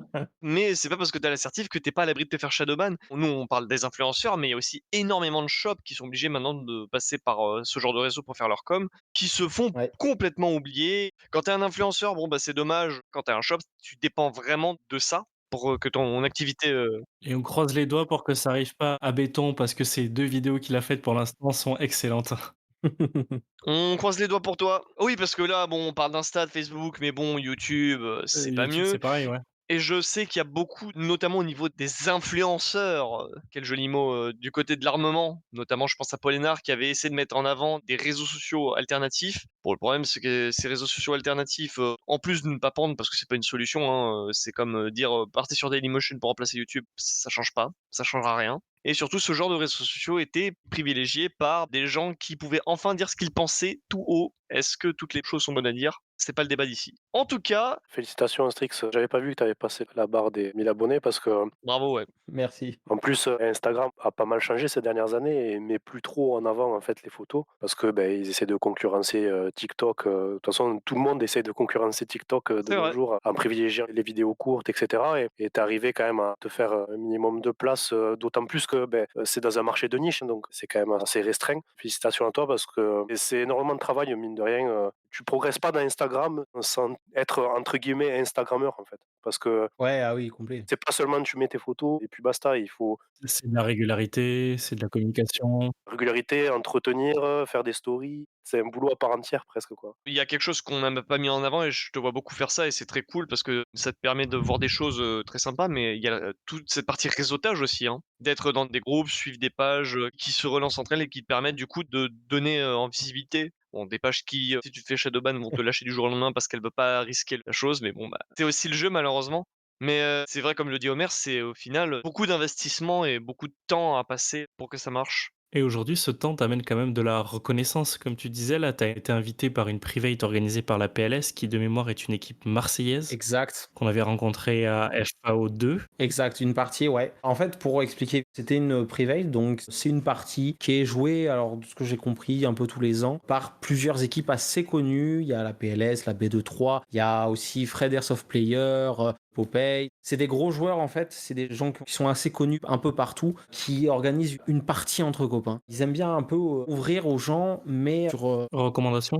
voilà, et c'est vrai qu'il m'a contacté, donc Sébastien, que je remercie énormément, qui m'a invité et qui m'a fait venir. Donc je suis venu. Le fait que je puisse venir pour faire des photos, ça m'a un peu ouvert la porte. C'est vrai que je suis allé là-bas, je ne savais pas à quoi m'attendre. J'ai rencontré vraiment des gens super sympas, une super accueil, un super terrain aussi. La Réa 51, franchement, un truc à faire. Je me suis vraiment régalé à faire de la photo et j'ai été surpris aussi par le fait que ça a énormément plu aux joueurs. J'ai eu un don qu'on m'a fait pour les photos. J'avais donné déjà les photos. Les photos, la personne les avait, mais malgré ça, elle m'a fait un don. J'ai été republié. Les photos ont été utilisées pour YouTube, en photo de profil. Donc franchement, un régal. C'est trop bien en fait de pouvoir donner quelque chose et d'avoir cette reconnaissance. Donc j'ai été agréablement surpris et si c'est à refaire, je le referai avec plaisir. Belle, félicitations pour ça. Je suis en train, en ce moment même, de regarder sur Instagram, ton compte non airsoft. La dernière photo est d'il y a 1 an presque.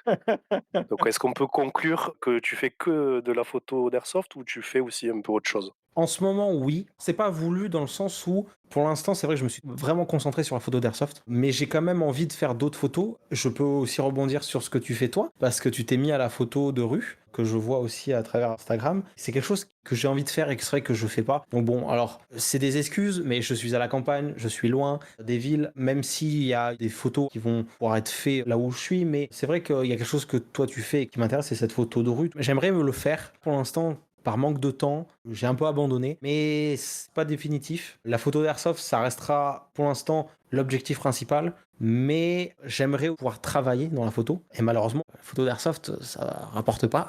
C'est très compliqué de gagner son argent avec, voire impossible. Donc il faut que je m'y mette, mais pour l'instant, photo d'airsoft, et on verra si j'arrive à trouver le temps pour faire d'autres. On peut pas tout faire, hein, malheureusement. C'est On ça. a, on a tous un emploi du temps, mais en tout cas, si un jour tu as envie de le faire, ça sera avec plaisir qu'on se fera une petite sortie ensemble. On en parlera tous les deux.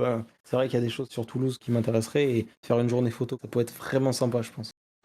Je propose qu'on mette un clap de fin sur cette rubrique-là et qu'on laisse la parole à Kurma qui est en train de ranger son frein depuis peut-être 1 heure à nous entendre parler et interviewer Strix alors qu'il a envie de débloquer un gros sujet. Aujourd'hui, on va parler du Joule Creep.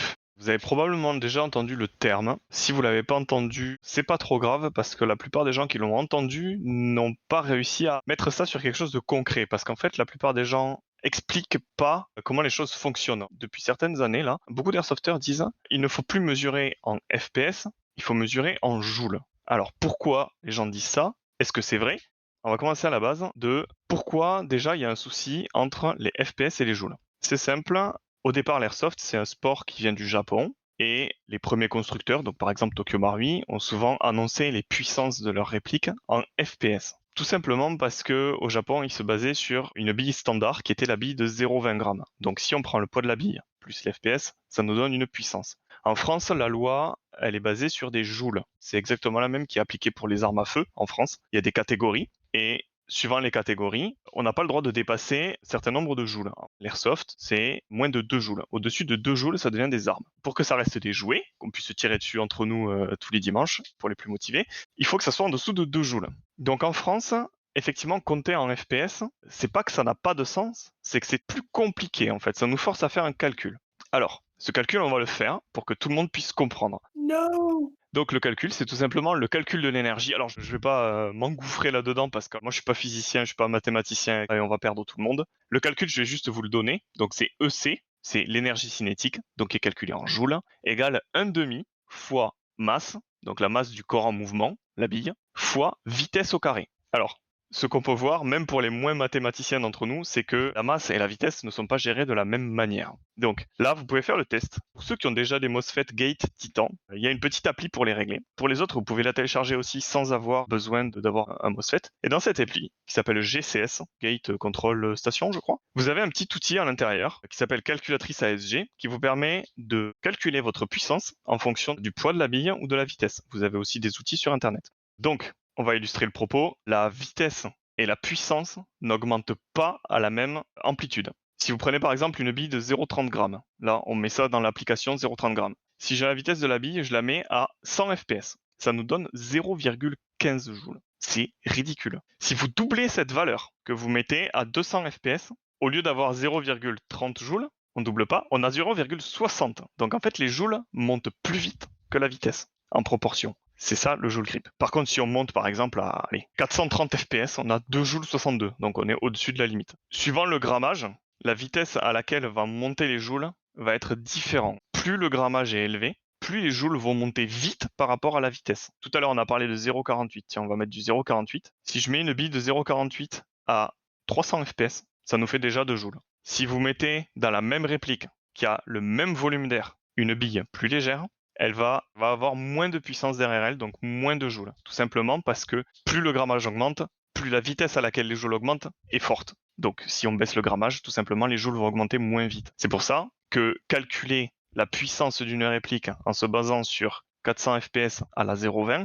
c'est se compliquer la vie. Si on parle directement en joules, c'est beaucoup plus simple et beaucoup plus exact. Surtout, le problème se pose au moment du passage au chrony. C'est là que la polémique se fait. Une association qui vous fait passer au chrony à la 0,20, alors que vous ne jouez pas à la 0,20, ça vous donnera une puissance, la puissance de votre réplique en 400 fps à la 0,20 par exemple. Par contre, une fois que vous êtes en jeu, vous jouez à la 0,32, vu que le poids de la bille est plus gros, on se rappelle de ce que j'ai dit, les joules augmentent plus vite, donc vous aurez une puissance plus élevée que lors du passage chrony à la 0,20 sur par exemple 400 fps. Donc, parler à un FPS, est-ce que c'est mauvais? Non. C'est juste plus compliqué parce qu'il y a un calcul à faire derrière, alors que parler en joule directement, c'est plus simple.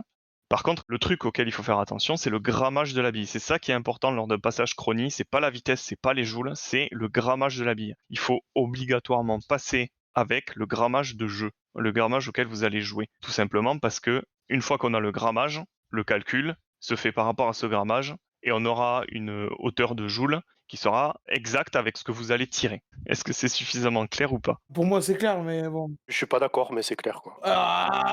T'es pas d'accord?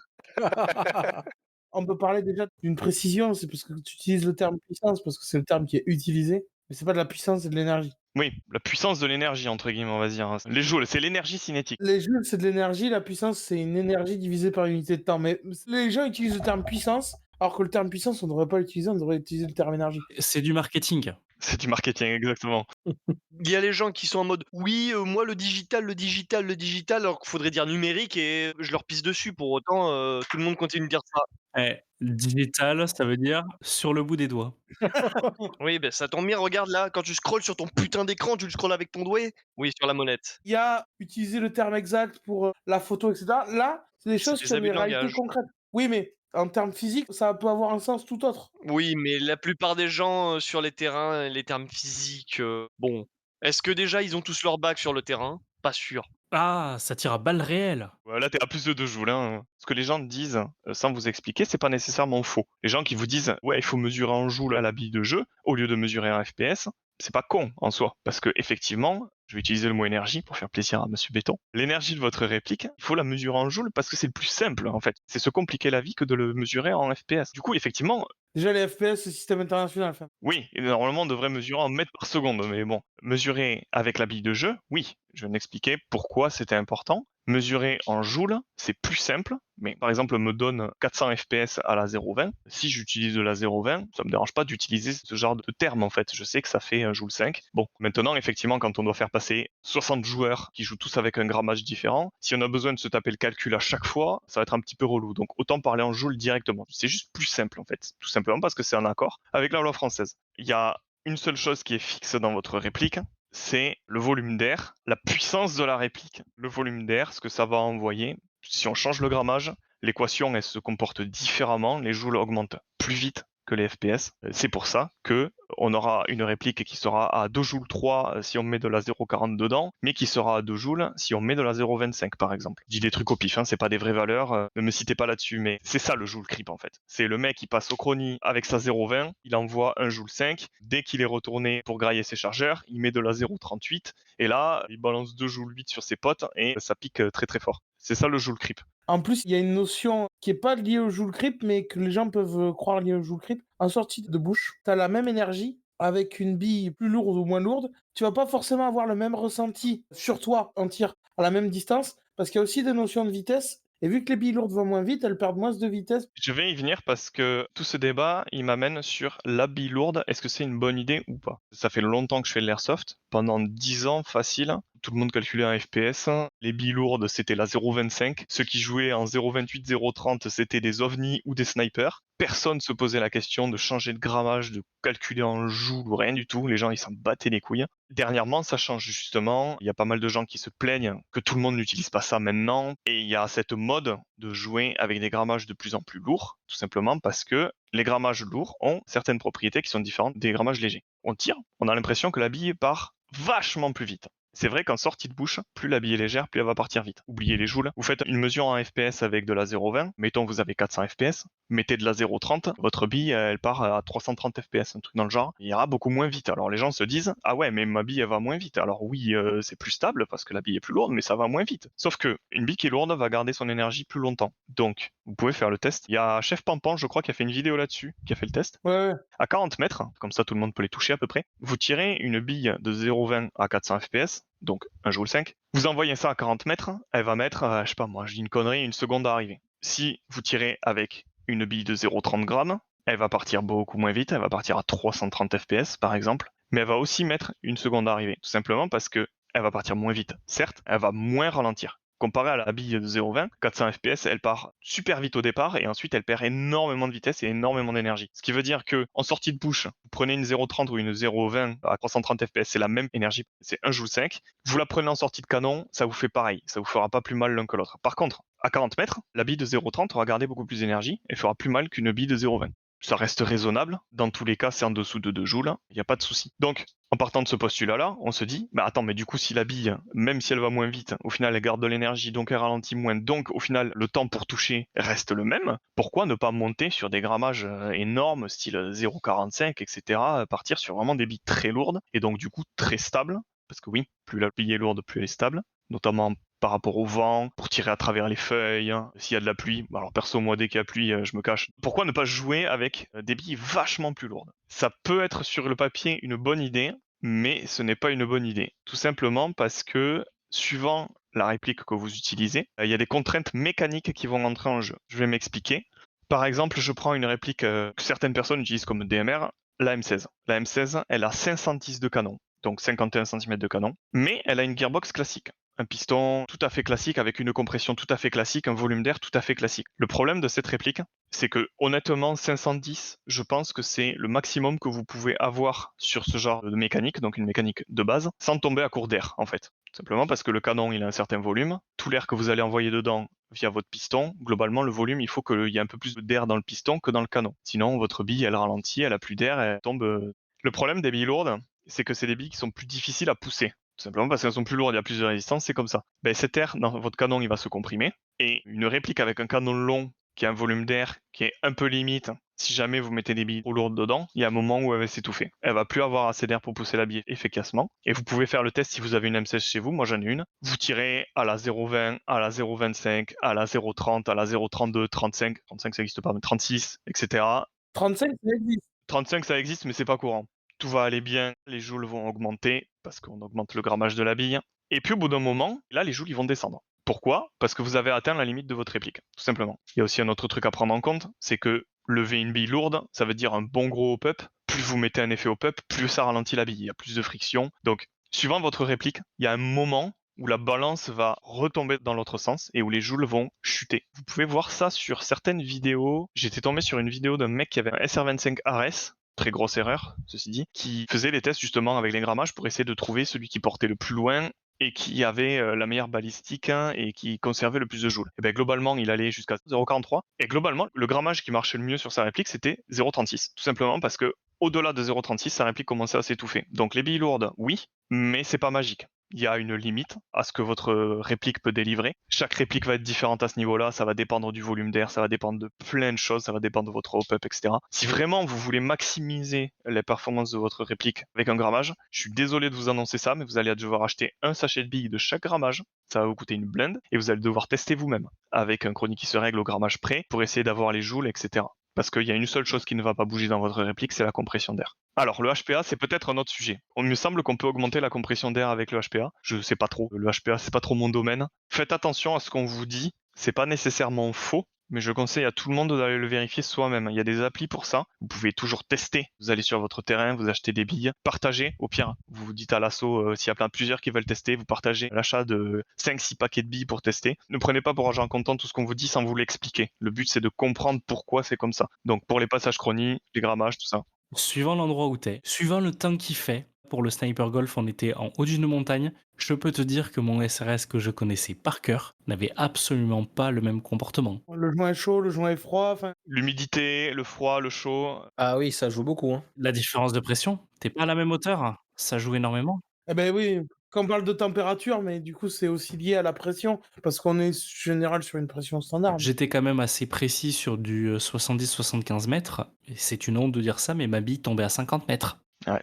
Sans qu'il y ait des rafales de vent, sans qu'il y ait de la pluie. Ça, c'est arrivé plus tard dans la journée. Et donc, du coup, t'as beau connaître ta réplique sur un type de terrain, elle peut complètement évoluer suivant l'endroit où tu vas jouer. Et ça vaut le coup parfois de changer son grammage en fonction de l'endroit où je joue. Si on me dit demain je vais jouer en CQB bien serré, moi je pars avec de la 0,20. C'est pas cher, je peux tirer beaucoup sans que ça me coûte une blinde. Sur des très courtes distances, la bille elle a pas trop le temps de ralentir. Ça fera moins mal que des billes plus lourdes à une certaine distance. Il y a aucun intérêt à prendre autre chose que de la 0,20 en fait en CQB. Si par contre demain on me dit tu vas jouer sur le terrain de la CIA, c'est l'été, ça a beaucoup poussé, je prends de la 0,40 parce qu'il va falloir passer à travers les feuilles, parce que c'est des lignes qui sont assez longues quand même, leur terrain est très grand. Si votre réplique peut le faire, n'hésitez pas à adapter votre grammage en fonction de là où vous jouez. Mais comprenez comment adapter votre grammage pour que ça soit logique avec ce que vous faites en fait. Et pour ça, il faut comprendre comment ça marche, tout simplement. Bah, c'est pas magique. Il faut faire des tests, il faut se renseigner. Quand quelqu'un va vous donner une information, va vous dire moi je joue avec tel grammage parce que c'est le mieux, c'est pas nécessairement faux, mais il vaut mieux comprendre pourquoi c'est comme ça et avec quoi il utilise ce grammage. Encore une fois, il y a certaines répliques qui ne sont pas capables de lever plus que de la 0,25. Si vous êtes bricoleur, changer un joint hop-up, c'est pas trop dur. Vous pouvez faire des trucs, c'est magique, hein. Vous changez un joint hop-up, ça passe de 0,25 à ça lève de la 0,40 sans problème.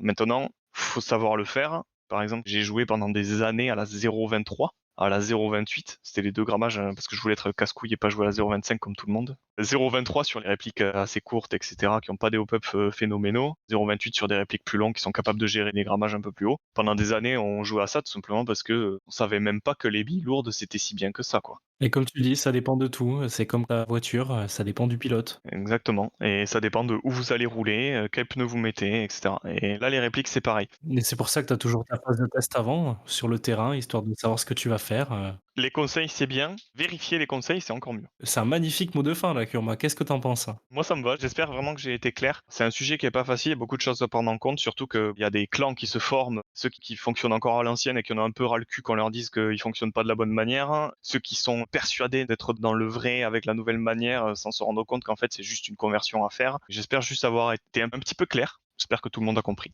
Et je peux que vous conseiller de télécharger l'application Gate, même si vous n'avez pas de MOSFET à régler ou quoi, ne serait-ce que pour cet outil de conversion. Il est extrêmement pratique, surtout si vous avez des chroniques qui ne prennent pas tous les grammages. Elle est très bien, elle est gratuite, n'hésitez pas. Mais merci beaucoup, Kurma. Je te propose qu'on clôt la partie technique là-dessus et qu'on ouvre le débat. Et pour la première fois, je vais laisser l'invité lancer le débat, étant donné que tu as proposé le sujet. Donc c'est un débat un peu houleux, il y a beaucoup de on-dit, c'est beaucoup d'aspects personnels je pense. On va parler de l'HPA. Qu'est-ce que c'est l'HPA? Pourquoi on aime ça? Pourquoi on n'aime pas ça? Je vais juste commencer par bien expliquer que malheureusement je trouve moi, à mon avis, que l'HPA est catégorisé dans un type de jeu alors qu'il ne devrait pas l'être. Le Speedsoft? Voilà, quand on dit ouais, moi je joue à HPA, on voit quelqu'un en maillot avec un iKappa, un adaptateur pour chargeur M4, l'iKappa Gold avec le flexible qui court partout. Je n'ai rien contre le Speedsoft, je trouve que c'est une catégorie à part. Ce n'est pas la même chose, même si on est lié par le mode de fonctionnement, on est surtout sur quelque chose de plus compétitif, de plus arcade, disons, que l'airsoft, voire carrément le milsim. Et c'est vrai qu'on pense que l'HPA, c'est exclusivement du Speedsoft. Moi, je suis pas du tout d'accord. On est vraiment sur quelque chose de différent, on est sur quelque chose de beaucoup plus complet. L'avantage de l'HPA, c'est qu'on a une régularité et on a une adaptation par rapport au temps, au terrain, qui est juste parfaite. Par rapport à certaines répliques, à d'autres modes comme l'AEG, le gaz, le CO2, même le spring, tout on prend, il n'y a pas autant de possibilités d'adaptation rapide sur terrain que l'HPA. J'ai en ma possession une réplique que j'ai montée moi-même en HPA. C'est actuellement un DMR, donc on est sur un système de chez Polarstar, le Kitera, qui est un système merveilleux, qui est un système purement mécanique. Je n'ai ni batterie, j'ai vraiment le strict nécessaire, la bouteille, le flexible,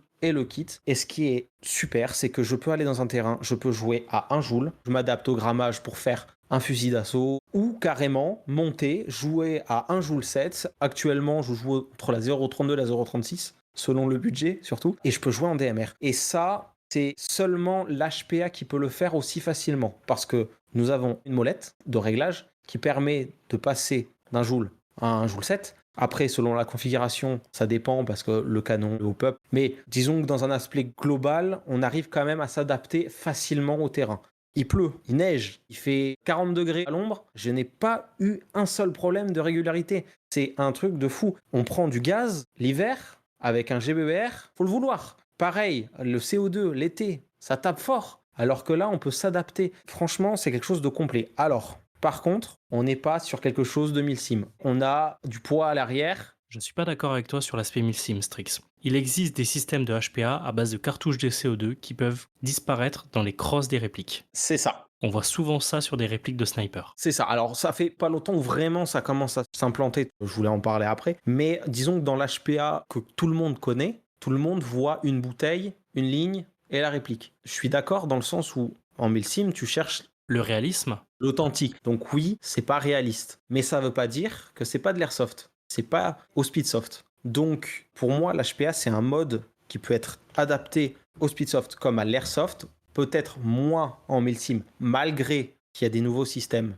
avec du CO2 qui pourraient potentiellement passer. Mais c'est un peu le ressenti que j'ai, c'est que l'HPA est trop tourné par les non-connaisseurs comme quelque chose qui est exclusivement lié au Speedsoft. Et ce qui est bien dommage parce que franchement, niveau perf, on n'est pas sur quelque chose de révolutionnaire parce qu'avec un moteur brushless, une très très bonne AEG, ça fait exactement le même taf. Par contre, on est sur quelque chose qui va être tellement facile à emmener partout, sur tous les terrains, par rapport aux règles des terrains qui sont différentes, que franchement, c'est quelque chose de très agréable à jouer. sans vouloir être de mauvaise foi, c'est la première fois que j'entends quelqu'un parler justement de l'adaptabilité sur le terrain. Moi, la seule chose que j'entends sur l'HPA, on me fait l'HPA, c'est super, c'est trop bien, c'est le meilleur truc qu'on peut avoir parce que je suis régulier. Je sais pas quoi dire derrière le mot régulier, ça veut dire quoi? Ça veut dire que t'as la même cadence de tir à chaque fois que t'appuies sur la gâchette. À chaque tir, essayer d'avoir le même tir en fait. Quand tu prends une réplique GBBR, alors personnellement j'adore, je kiffe, ça tire, il y a du kick, mais la bille a tendance des fois à partir en cacahuète complet, alors que, pas sur toutes, hein, bien sûr c'est une généralité, mais on est beaucoup moins précis. L'HPA, on est quand même sur quelque chose qui va tirer avec une précision beaucoup plus accrue que certaines répliques, malgré que c'est faux de dire que l'HPA est la solution à tout, parce qu'une très très bonne AEG fera exactement la même chose. C'est une question d'étanchéité. Si tu as une bonne étanchéité sur une réplique, que tout est bien calé, que ça bouge pas trop, ça va être régulier. Tu vas bouger de 2-3 FPS. Si tu as prends un quart de FPS, c'est que ta réplique, entre guillemets, elle est mal montée, hein. Souvent par le fabricant d'ailleurs. Le contrôle qualité, le sujet préféré de Kurma. Ouais, voilà, ça on pourrait en Oui. parler aussi. Je laisse des sujets à Kurma. J'ai plein de choses à dire. C'est ça en fait le problème des joueurs. Je pense les joueurs qui critiquent le HPA, c'est des joueurs qui ont des répliques non upgrade, qui disent oui c'est trop pété parce que ça tire droit, ça tire vite, alors que une AEG bien montée, upgrade, moteur brushless, ça fera la même chose pour le même prix. C'est un système différent qui peut être apprécié ou pas apprécié. Durant ma carrière d'airsofter, j'ai fait une partie en région parisienne et une partie en région toulousaine. Lorsque j'étais en région parisienne, j'ai croisé des personnes qui jouaient en HPA sur le terrain de la CIA à Versailles. C'était des joueurs qui étaient très raisonnés, qui tiraient au coup par coup, et c'était limite une bille, un out. Par contre, en arrivant ici dans le sud, j'ai rencontré quelques joueurs qui, eux, étaient capables de vider un chargeur juste pour sortir une personne. Mais j'ai croisé d'autres joueurs comme Templar, comme Naga, qui, eux, sont ultra raisonnés sur leur tir. Et oui, c'est ça. Ouais, mais J'ai un très bon exemple pour illustrer ça, quand tu disais pourquoi les gens n'aiment pas le HPA en fait. Les gens font des associations d'idées en Airsoft. Par exemple, je vais citer quelqu'un, je donnerai pas son pseudo, mais on a quelqu'un chez nous qui est terrifié par le HPA. Quand on lui parle de HPA, de suite il se crispe. Il est terrifié par le HPA, vraiment. Il a de suite un avis sur le truc. Alors que pourtant, on joue souvent avec des gens qui ont des HPA et ça se passe très bien quoi. Enfin, nous, on n'a jamais eu le moindre souci avec un joueur en HPA. Absolument aucun. Pourquoi ? Parce que il y a certaines personnes qui vont rechercher dans le HPA justement la régularité et moi je pense autre chose, la facilité surtout. J'en parlerai plus tard si on parle de technique au niveau HPA, mais il y a aussi des personnes qui cherchent l'extrême. Un HPA, effectivement, tu peux mettre une cadence de fou furieux avec une puissance de fou furieux sans tirer des engrenages au bout de 4 secondes. Parce que le problème de l'AEG, c'est ça. Hein. Un AEG, on peut le monter aussi fort et aussi rapide qu'un HPA. Mais si on va trop dans l'extrême avec un AEG, il y a un moment où on fait une soupe d'engrenage et on commence à tirer les dents du piston par le canon, quoi. Mais un HPA, c'est pas le cas. moi j'ai cassé une gearbox de 4.9. Voilà.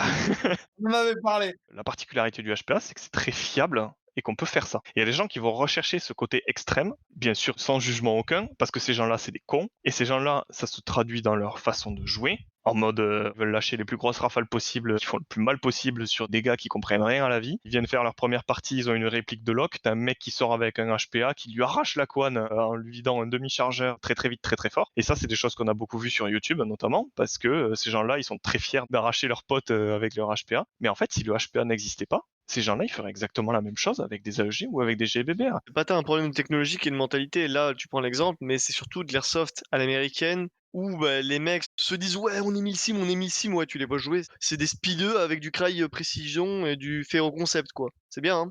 Le problème, c'est pas que ça soit des speedeux, le problème, c'est que ça soit une mentalité. Ils ont une mentalité de domination, entre guillemets. C'est pour ça que speedeux pour le gameplay, hein. C'est des mecs qui jouent comme des speedeux à courir dans tous les sens. C'est la jouer CQB japonais, sauf qu'ils se prennent hyper au sérieux. C'est ça. On se souvient du coup de HPA pour un patch brûlé, hein. Voilà, exactement, cette vidéo qui est extrêmement populaire. Et ça vient du même pays, hein. Soi-disant très drôle, mais pas drôle du tout au final dans ce que ça impliquait. Bah comme le full auto dont tu parlais, hein. Voilà, c'est ça. Le problème, c'est qu'il y a certaines personnes, notre cher ami dont je parlais tout à l'heure, qui ont peur du HPA à cause de ce genre d'image que le HPA a sur Internet. J'ai essayé de lui expliquer des centaines de tonnes de milliers de fois que le HPA, c'est juste une technologie qui pousse de l'air, exactement comme l'AEG, exactement comme le GBB, Ou la Sarbacane. ou la Sarbacane. Que des gens qui veulent tricher, faire mal, ils n'ont pas besoin d'un HPA pour faire ça. C'est le joueur le problème et pas le système. Et malgré ça, il a quand même encore cette image dans la tête. Il a encore peur du HPA. Quand on parle de HPA, il pense tout de suite que ça va être un mec qui a pris un HPA, qui s'est monté un HPA pour faire mal ou tirer comme un fou furieux. Alors que non. En tout cas, en Europe, ou en tout cas en France, je vais parler que des choses que je connais. En France, en région toulousaine, moi je n'ai jamais croisé un mec en HPA qui était là pour faire mal ou pour lâcher des rafales plus vite que les autres ou plus fort que les autres. Ça, c'est quelque chose qui, moi personnellement, ça m'est jamais arrivé en 14 ans d'airsoft. J'en ai croisé un, mais c'est un cas assez particulier. Voilà, et le problème, c'est la personne. Si quelqu'un a envie de faire ultra mal avec un GBB, c'est tout à fait possible. Et pourtant, le GBB, on associe ça plutôt à des gens qui jouent 1000 sim, qui sont très calmes, qui sont très mesurés. Ou avec n'importe quoi, hein. Tu passes au chrony avec un gaz japonais. Bien sûr. Même sur un AEG, tu fais un changement de ressort rapide, ni vu ni connu. Pareil sur un snipe. Oui. Oui, non, bien sûr. Si vraiment tu veux faire mal, oui. Honnêtement, sur un AEG, tu fais un passage chrony en disant je joue à la 0,25, dedans tu mets de la 0,35, ça va pas vite. Le mec au chrony, il va pas prendre une petite balance pour vérifier le poids de tes billes. Tu peux tricher. Oh, t'as envie de tricher au chrony avec un AEG, tu sers à mort ton jeu au pop. Tu dis j'ai le hop-up à 0 et en fait tu sers à mort ton jeu hop-up. GBB, tu passes au chrony avec un gaz japonais pour Marui qui sort une puissance très basse. À côté de ça, t'as la bouteille de Black Gas à 245 PSI dans le sac, tu te remplis les chargeurs avec. Tu peux tricher avec absolument tous les systèmes. On en parlait tout à l'heure sur le Joule Creep, mais imposer les billes au test, c'est bien beau, mais comme le disait Kurma, faut aussi imposer le hop-up à 0. Alors oui, ça va te niquer ton réglage, mais bon, bah, tu te le notes. Le problème, c'est la mentalité du joueur, c'est pas le système. Par contre, au niveau technique, moi je pense qu'il y a un petit problème dans le HPA. Un petit problème personnel, c'est que les mecs qui montent des répliques HPA, c'est vraiment parce qu'ils savent pas monter un AEG, quoi.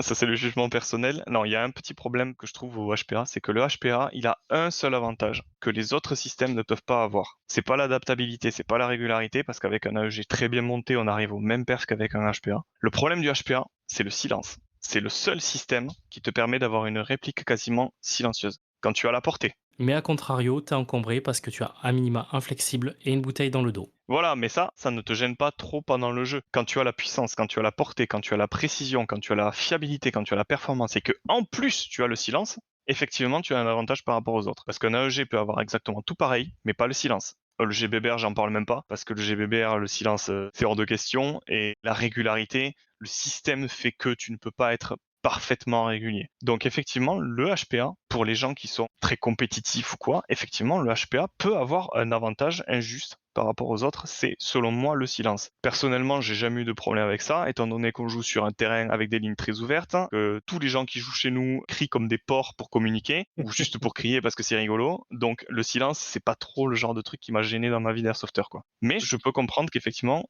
le silence peut être un avantage. A contrario, en région parisienne, j'ai connu un joueur qui s'appelait Billy, qui s'était fait monter une Crytek LMG en HPA. Et à la place de mettre un silencieux pour ne pas faire de bruit, il a mis un énorme compensateur qui faisait que lorsque la bille sortait, il y avait un énorme claquement qui se produisait. Et ça faisait beaucoup plus baisser les têtes qu'une 249, un AEG aligné à côté. Je suis un grand amateur des compensateurs qui font du bruit, hein. Moi, je suis là pour faire un maximum de bruit. Ensuite, tu te montes une LMG Crytek en HPA. Bon, bah écoute, tu te les jouais petit sexe, hein. Fallait prendre une 249 et la montée Daytona pour avoir le recul avec. Mais bon, voilà, je vais pas juger les gens là-dessus, mais quand même. Écoute, c'était il y a 6 ans. Et il y a 6 ans, les kits Daytona existent déjà. C'est juste qu'il a voulu faire son kéké, hein. Oui, après, t'as les trucs de chez Top, des années pré-Gearbox, là aussi, tu peux t'amuser. Voilà! Mais t'as la MG42! J'ai d'ailleurs à la boutique une M60, qu'il va falloir que j'inspecte un jour, mais qui me fait peur. M60 de chez Top. J'ai l'impression de béton à chaque fois que tu fais des placements produits pour la boutique, quoi. Ouais, mais non, c'est vrai, attention, elle est pas à vendre, celle-là. C'est celle qu'on nous a prêtée. Je veux dire, à l'atelier, j'ai une M60 de chez Top qu'il va falloir que j'étudie. Et j'avoue que ça me fait un peu peur parce que c'est quelque chose qui est. Ah, c'est collector, hein. C'est vraiment collector, hein, pour le coup, hein. Voilà. Et d'ailleurs, dans le même genre chez Top, on parle de la M60, mais ils avaient, et alors en HPA, là aussi on est sur du très gros collector, le Calico M960 en HPA Oui. avec son chargeur de merde. Bon, en même temps, c'est un peu la version américaine du PP19 Bison, Mais en bullpup. sauf que c'est un P90. On est vraiment en 2024 sur un podcast d'Airsoft en train de parler de la marque Top, quand même. Ouais. Oui. Je trouve ça formidable. Je pense que peu de gens le connaissent. Ah, vas-y, on parle de la marque Star. Il faudra que tu passes, Courma, pour qu'on regarde ça si ça t'intéresse. Ouais. Faut savoir autre chose, c'est que le système HPA existait bien avant le système AEG, hein. Ah, c'est le premier, oui, c'est clair. Voilà, c'est le premier système qui a été inventé pour les répliques d'Airsoft. Oui, d'ailleurs, nous, quand on parle d'HPA à l'heure actuelle, c'est vraiment la bonbonne de gaz dans le dos, le flexi et tout, mais effectivement, avant, c'était vraiment des trucs tout dans la réplique. Regarde le lanceur de paintball. Voilà, ou des pompes à vélo ou ce genre de choses. C'était des trucs dans la réplique. Mais là, ça revient à la mode, ça. Parce qu'il y a des nouveaux modes maintenant. Il y a Polar Star et Wolverine qui viennent de sortir. Alors, qui viennent. Wolverine, je crois que ça fait un peu plus de temps, même s'il y a le nouveau modèle qui est sorti. Ah, tu parles du Kitera? Non, il l'appelle le Wear X. Alors, désolé pour l'accent, mais on est sur les systèmes en fait HPA CO2. La gearbox en elle-même, c'est de l'HPA complet. Donc, que ça soit avec du Kitera ou du Polar-Star F2, même du Inferno, tout ça. Sauf qu'au lieu d'avoir la bonbonne, nous avons, pour l'instant, je crois que c'est que pour les types M4, parce que c'est un tube de cross M4 où vous avez un système de régulation intégré et une zone où on peut mettre des cartouches de CO2. Alors, il y a deux systèmes. Il y a le 33 grammes ou le classique, les petites CO2. Et on est sur un système HPA, donc CO2, qu'on peut réguler. Donc, on a toujours cette régulation qui est directement intégrée à la crosse et qui nous permet d'enlever cette ligne et cette bonbonne dans le dos. Donc, on va avoir nos cartouches dans la crosse qui sont quasi invisibles. On va avoir en fait la régularité du HPA et aussi le silence. C'est vrai que tu en parlais, Kurma, le silence est très fort. C'est pas rapidement limité sur ta cartouche.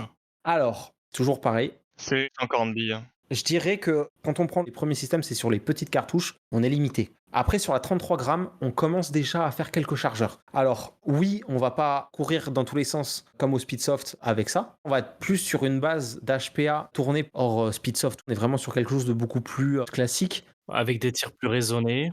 Voilà, je sais que pour l'instant, les kits coûtent quand même assez cher, mais c'est une très bonne solution, peut-être même pour faire du milsim, malgré que moi je le vois comme ça, le silence est un problème pour le milsim, parce qu'on est quand même sur quelque chose de beaucoup trop fort, vu que ça fait quasiment aucun bruit, surtout que bien monté, avec du CO2, on n'entend que dalle. Mais c'est une très bonne solution. Vous cassez quand même sacrément les couilles, les simeux, hein.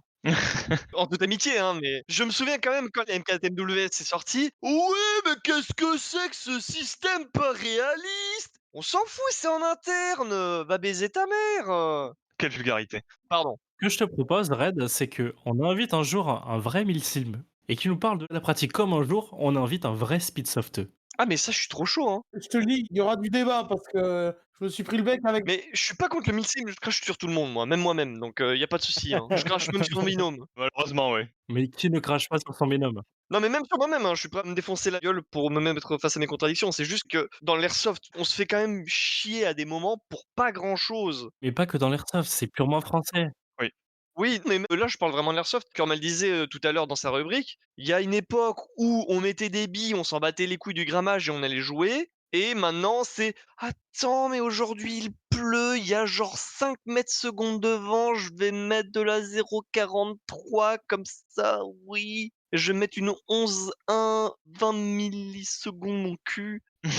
Je m'emporte peut-être un petit peu, mais À peine. est-ce que au final, on se prend pas trop la tête et qu'on en perd de vue juste le jeu? Chaque pays a aménagé sa façon de jouer et il y en a qui s'ajoutent des problèmes et d'autres pays qui n'ont pas eu les mêmes problèmes. Je prends par exemple le Japon. C'est des parties où tu as un mec qui est en full cry avec un play de carrière à 500 $, Et à côté, il y a un Gundam. avec un moteur en carton et des gyrophares accrochés aux fesses et ils s'amusent les mecs, tu vois. Mais c'est le Japon. Mais ça, peut-être que j'aurais des choses à dire. Les gars, je vais être clair et net. Moi, je suis désolé. Quand j'ai une partie du dimanche où, moi, certes, je mets une belle tenue et qu'il y a des mecs en jogging, t-shirt, et quand je vais à CR2 et que tout le monde est habillé cohérent et que tout est à peu près fait pour être réaliste et que tout le monde est en roleplay, c'est pas la même expérience. Non, mais effectivement, l'immersion, Surtout, ça dépend ce que tu cherches. il y a une question d'immersion. Tu t'attends pas à une dominicale que ce soit une OP préparée. Une dominicale, c'est une dominicale. Et c'est pour ça qu'il y a ces trois thèmes au final. L'airsoft, c'est séparé en trois catégories. Et il y en a même plus. Le speedsoft, l'airsoft classique et le multi. Ouais. On revient au fait que tous les joueurs sont différents, que toutes les façons de jouer vont être différentes et que c'est toujours, que ça soit le problème ou l'avantage, c'est toujours lié aux joueurs. C'est pas les systèmes, c'est pas les terrains, c'est les joueurs. Même le joueur en question, peut-être que ce week-end-là, il aura envie de faire un truc détente où il se prend pas la tête, ou même lui, Ouais. il vient en jogging basket avec son AEG surpréparé et un play de carrière stylé. Et dans 2 semaines, il va avoir envie d'une OPRP avec plein de règles ultra pointues parce que c'est ce qu'il veut. Au final, les envies et les couleurs, même pour une même personne, peut changer. Donc, Strix un jour a dit: Allez les gars, j'ai une super tenue. Il est arrivé avec une chemise rouge et noire à carreaux de bûcheron. Il nous a dit: Ne vous inquiétez pas, avec la végétation qu'il y a, je vais rester camouflé. Oui. Oui. oui, oui, bah on l'a vu, hein. Et au cours de la partie, il nous a sorti: Putain, merde, mais pourquoi tout le monde me voit? Bah, gros, Oui, bah écoute, vos pulls de Noël, on s'en souvient, hein. Je me suis fait piéger par vous sur votre Discord où vous nous avez dit: Bah, c'est la partie de Noël, venez avec des pulls de Noël. Ouais. Et ben le matin, on était deux en pull de Noël, Homer et moi. Ouais, c'est... Et c'était les seuls qui sont pointés, on les a tous regardés en mode: «Vous avez vraiment fait ça?» Ils étaient en mode: «Bah ouais, fallait pas le faire». Mais ensuite, c'était trop bien, hein. Merci, hein. Ouais, sur notre terrain, de toute façon, tu viens en multicam ou en t-shirt rose, on te voit pareil, hein, donc Et surtout ce jour-là, c'était le fameux jour de la brume. J'ai l'impression qu'on Oui. en parle à chaque épisode. Donc dans tous les cas, on voyait pas plus de 15 mètres, hein. c'est clair. Mais parce qu'il était bien ce jour, hein. Le traumatisme. Et il était trop bien, hein. Le traumatisme, c'était de voir un mec surgir, bouclier devant, katana sur le côté. Oui. Bataille! Pour revenir au HPA, il y a des répliques. Vous parliez de ce système avec les cartouches de CO2. Vous connaissez tous la marque EL, qui fait des très belles AK. EL va sortir une réplique du fusil d'assaut chinois, le QBZ je sais plus combien, là, le dernier. Il va arriver d'origine avec une ligne HPA dans la poignée. Et si tu n'as pas envie d'utiliser la ligne HPA, dans la crosse, tu peux glisser une cartouche de CO2 et utiliser le même système que tu parlais là. Chez nous, on a un mec qui s'est monté ça, Kitera plus le système cartouche de CO2. Ouais.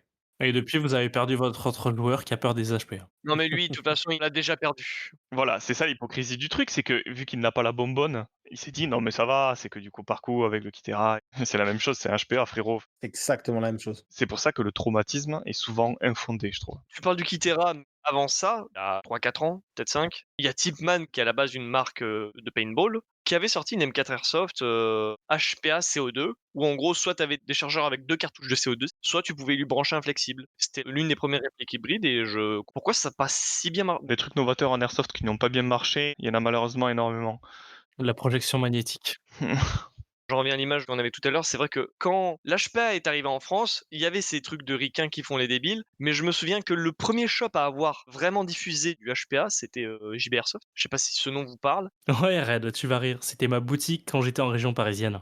Et leur devise pour le HPA, c'est hashtag c'est pas du full. Et donc, effectivement, tu te retrouves avec des gens qui ont peur de cette mentalité-là, mais parce que déjà, il y a les vidéos de ricains débiles qui circulaient, et parce que le premier distributeur de HPA en France a mis cet aspect débile de cadence que tu peux avoir avec un DSG au final. Mais là, en vrai, c'était avec zéro effort et beaucoup d'argent. Ça fait penser aux grenades, Mike. Oui, les Mike 40 qui ont été mal marketés. Ouais, c'est ça. C'est des systèmes qui sont faits pour toucher de loin à la 40, ce qui est difficile. C'est des systèmes qui marchent très bien, qui sont très jouables, qui sont rigolos, ça fait un bruit de canard. Mais par contre, elles ont été marketées en mode, bah, cette grenade, elle te défonce en fait. Et les gens ont eu peur. Et il y a plein d'endroits où elles ont été interdites. La Mike 40, c'est même pas un problème de marketing, c'est un problème d'Américains débiles et de non-explication du vrai fonctionnement de la grenade, parce que bah, t'as eu plein de vidéos d'Américains débiles qui s'amusaient à se les tirer à moins de 10 mètres, voire même à moins de 5 mètres pour certains, ou de se prendre vraiment en vidéo en mode regardez comment la grenade elle fait mal. Et t'as eu des Novrich ou autres youtubeurs d'airsoft qui ont fait des vidéos très putassières en mettant ça en avant, et du coup forcément ça n'a pas aidé. Bon, il y a aussi des petites natures, hein, mais bon. Ah ouais, il est comme ça lui.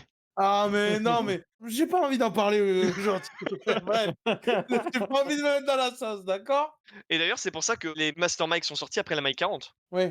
Et par contre, pour, les gens qui font souvent du milsim, un peu plus hardcore que ce que je fais moi peut-être d'habitude, est-ce qu'il y a des parties où vraiment le HPA est interdit dans certaines, parties d'airsoft, milsim? Plus maintenant j'ai l'impression, hein. Ouais, alors je sais pas, nous, il y a une OP qu'on a faite. Tu vois, on a fait une OP, la FAO2. Ouais, mais FAO2, c'était pas du Milsim, c'était du Total Airsoft. Ouais, ouais. Et ouais, mais c'était du roll-tac, mais normalement, le HPA était interdit. Sauf que, au final, Me lance pas sur FAO2. hein, Non, ouais. Et même pour les snipes? il y a des joueurs qui sont venus avec du HPA. C'était interdit, mais ils sont quand même venus. Ouais, ils avaient le système HPA cartouche CO2 dans la crosse de leur snipe. Pour moi, sur le milsim, le HPA, c'est bien pour certaines conditions. Parce que, du moins avec le Kitera, quand on est sur des conditions où il pleut, où il y a même des parties sous l'eau carrément, où tu débarquais sur une île, les gars, ils venaient dans l'eau, donc c'était GBBR ou HPA comme ça. Et au final, il y a des avantages que tu peux. Mais généralement, quand tu commences à avoir un fusil d'assaut HPA en milsim avec la bonbonne, t'es sur quelque chose de tellement discret, tellement puissant, parce qu'en roll-tac milsim, des fois, t'as les puissances qui sont un peu plus augmentées que sur les terrains classiques. Et là, tu commences à avoir un truc beaucoup trop fort. Et quand toi, t'essayes de jouer le jeu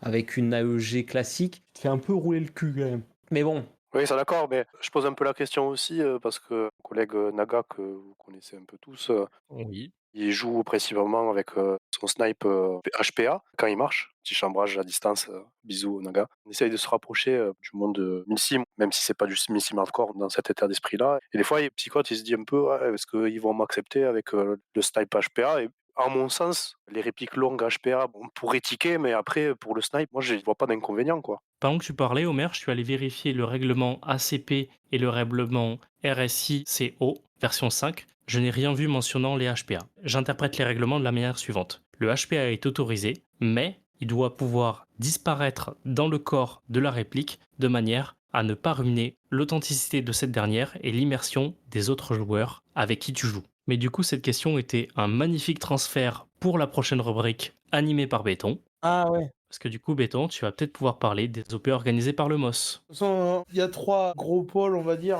Comme les partis politiques en France, c'est marrant, mais bref. On va pas partir sur ça, sinon c'est pas fini, hein. C'était pour la blague. Sachant que je vous rappelle que le podcast est étiqueté rouge. Alors, la légende ne dit pas si c'est parce qu'on a 2 personnes du bloc de l'Est qui animent ce podcast ou parce que c'est la couleur du drapeau représentant fièrement la région Occitanie. Ah, on va essayer de parler de tout ça.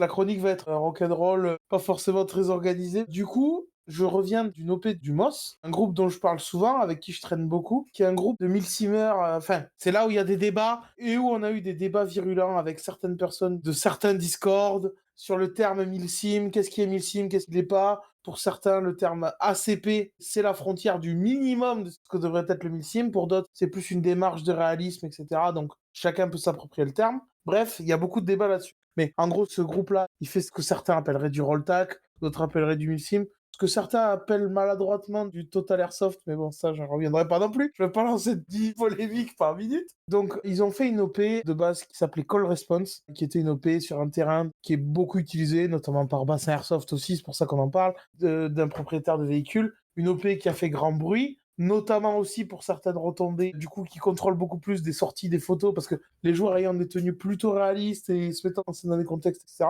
Et du coup, il y a toujours eu cette volonté-là de pousser le roleplay, de pousser le réalisme, surtout dans l'expérience, plus que dans le règlement. Et donc, j'avais fait une OP, Panama Rising, j'en ai fait plusieurs. Et là, me vient l'OP que j'ai fait ce week-end. Donc, je vais essayer de faire un rétex. Donc, le thème de l'OP s'appelait Shamshir. Et le thème, c'était de faire une OP style Afghanistan. Mais pas Afghanistan comme les gens l'entendent d'habitude. C'est-à-dire que souvent, Afghanistan, on va avoir une troupe de méchants afghans et une troupe d'Américains qui vont faire des crimes de guerre dégueulasses.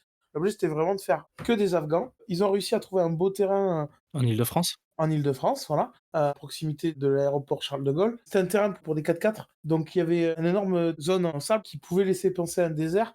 Certains iront voir les photos, notamment c'est pour ça que j'avais dédicacé French Airsoft correspondant, parce que lui, il y était, et il fait partie des orgas. Il a posté quelques photos là-dessus. Vous verrez l'image que ça a. Et moi, dans cette OP, j'ai joué un rôle assez particulier. J'étais le tenancier du salon de thé qui était au centre du village. J'ai passé mon week-end à tenir un salon de thé et bizarrement, ayant fait des OP comme Milsim West où on doit porter son sac toute la journée, ayant fait des OP comme Call Response, Omer pour en témoigner, on a couru dans la boue. C'est l'OP qui m'a le plus fatigué parce que j'étais tellement au centre du village et du RP que j'ai dû garder mon rôle toute la journée et tout le monde venait me parler toute la journée. En plus, je jouais un rôle d'un commerçant radin. Je mettais des prix très chers parce qu'il y avait un système de fausse monnaie à l'intérieur de la partie. Les gens sont venus beaucoup interagir, mais du coup, c'était cool parce que ça crée un contexte réaliste. C'est-à-dire que tout le monde a un rôle, tout le monde joue de ce rôle. Et moi, ce que j'aime avec leurs OP, c'est qu'il n'y a pas d'objectif défini. On ne doit pas désamorcer la bombe, aller sauver le président. Il y a un affrontement, il y a des groupes, et ces groupes, on leur donne un intérêt, un point de départ. Et autour de ça, il va se construire des choses, avoir des événements. Par exemple, dans l'OP, on pourrait voir beaucoup de mèmes sur le Nurshi que beaucoup comprendront pas parce qu'ils n'étaient pas là. Mais notamment, il y a eu toute une histoire de mise en place d'une zone de paix parce que au bout d'un moment, les conflits devenaient trop importants sur le village. Du coup, les villageois, dont moi, ont décidé de faire une zone de paix.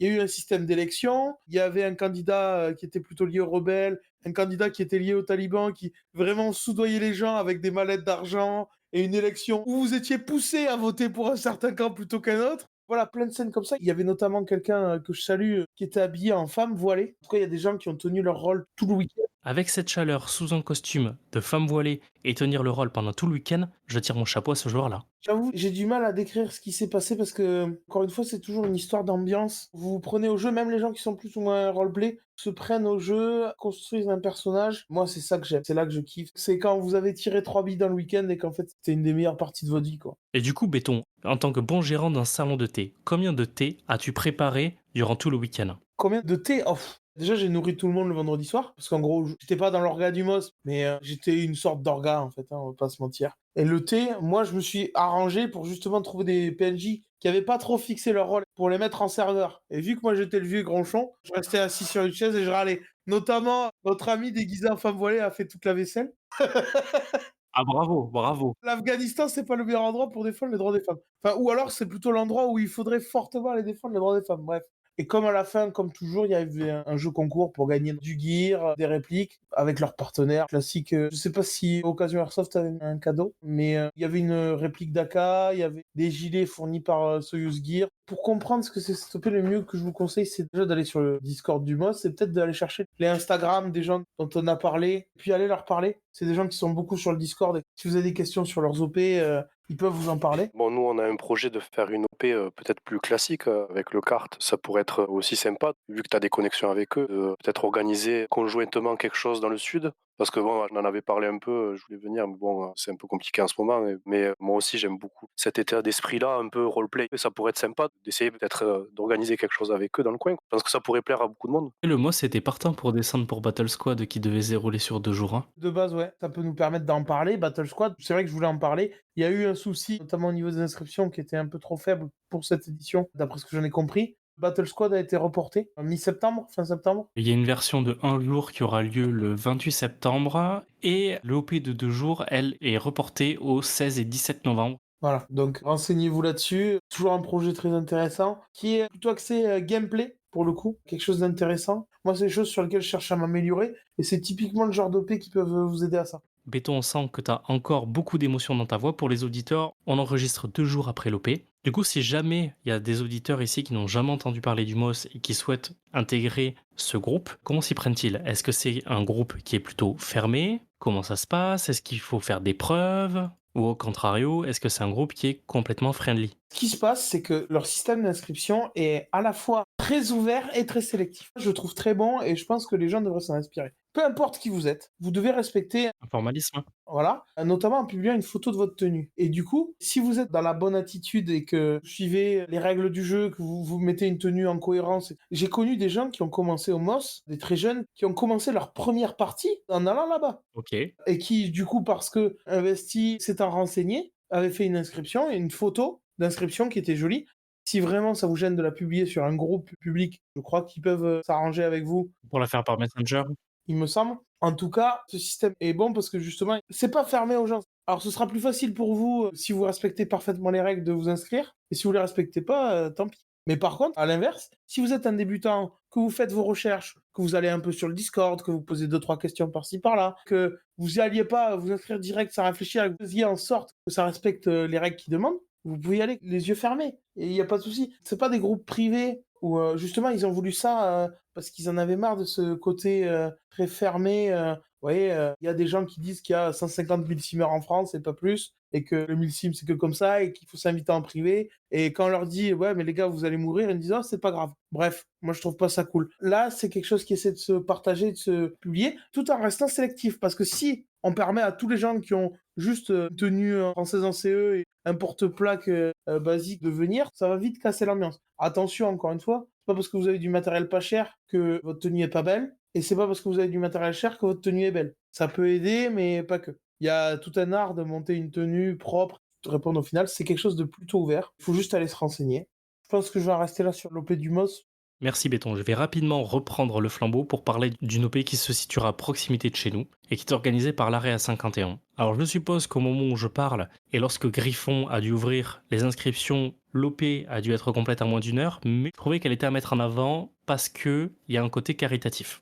La totalité des bénéfices qui seront engendrés par cette OP seront reversés intégralement à l'association 4 pattes 47. C'est une association qui soigne les animaux, qui les vaccine et qui leur trouve des nouvelles familles dans le cas où ils sont abandonnés. En plus de la PAF, chaque joueur est invité à venir avec soit un jouet pour animaux, soit des croquettes, soit des sacs poubelles, de la litière, tout élément pouvant aider justement à soutenir l'association. Je souhaitais mettre cette OP en avant parce que pour moi derrière, l'Area 51 envoie un super message, c'est de soutenir des associations via la passion qui nous touche tous, l'airsoft. Si jamais il reste des places, n'hésitez pas à soutenir l'Area 51 en allant jouer chez eux et en soutenant par là même l'association 4 pattes 47. C'est un terrain que j'ai pas pratiqué beaucoup, mais dont beaucoup de gens parlent. Et C'est pas que le terrain. Non seulement l'association est super et super accueillante, le terrain est génial. Et puis c'est vrai que chaque année, en tout cas, ils font des opérations caritatives. C'est super pour une équipe comme eux, en fait, de s'engager autant vers des associations. Alors là, tu dis apparemment c'est pour des causes animales, mais il y avait d'autres causes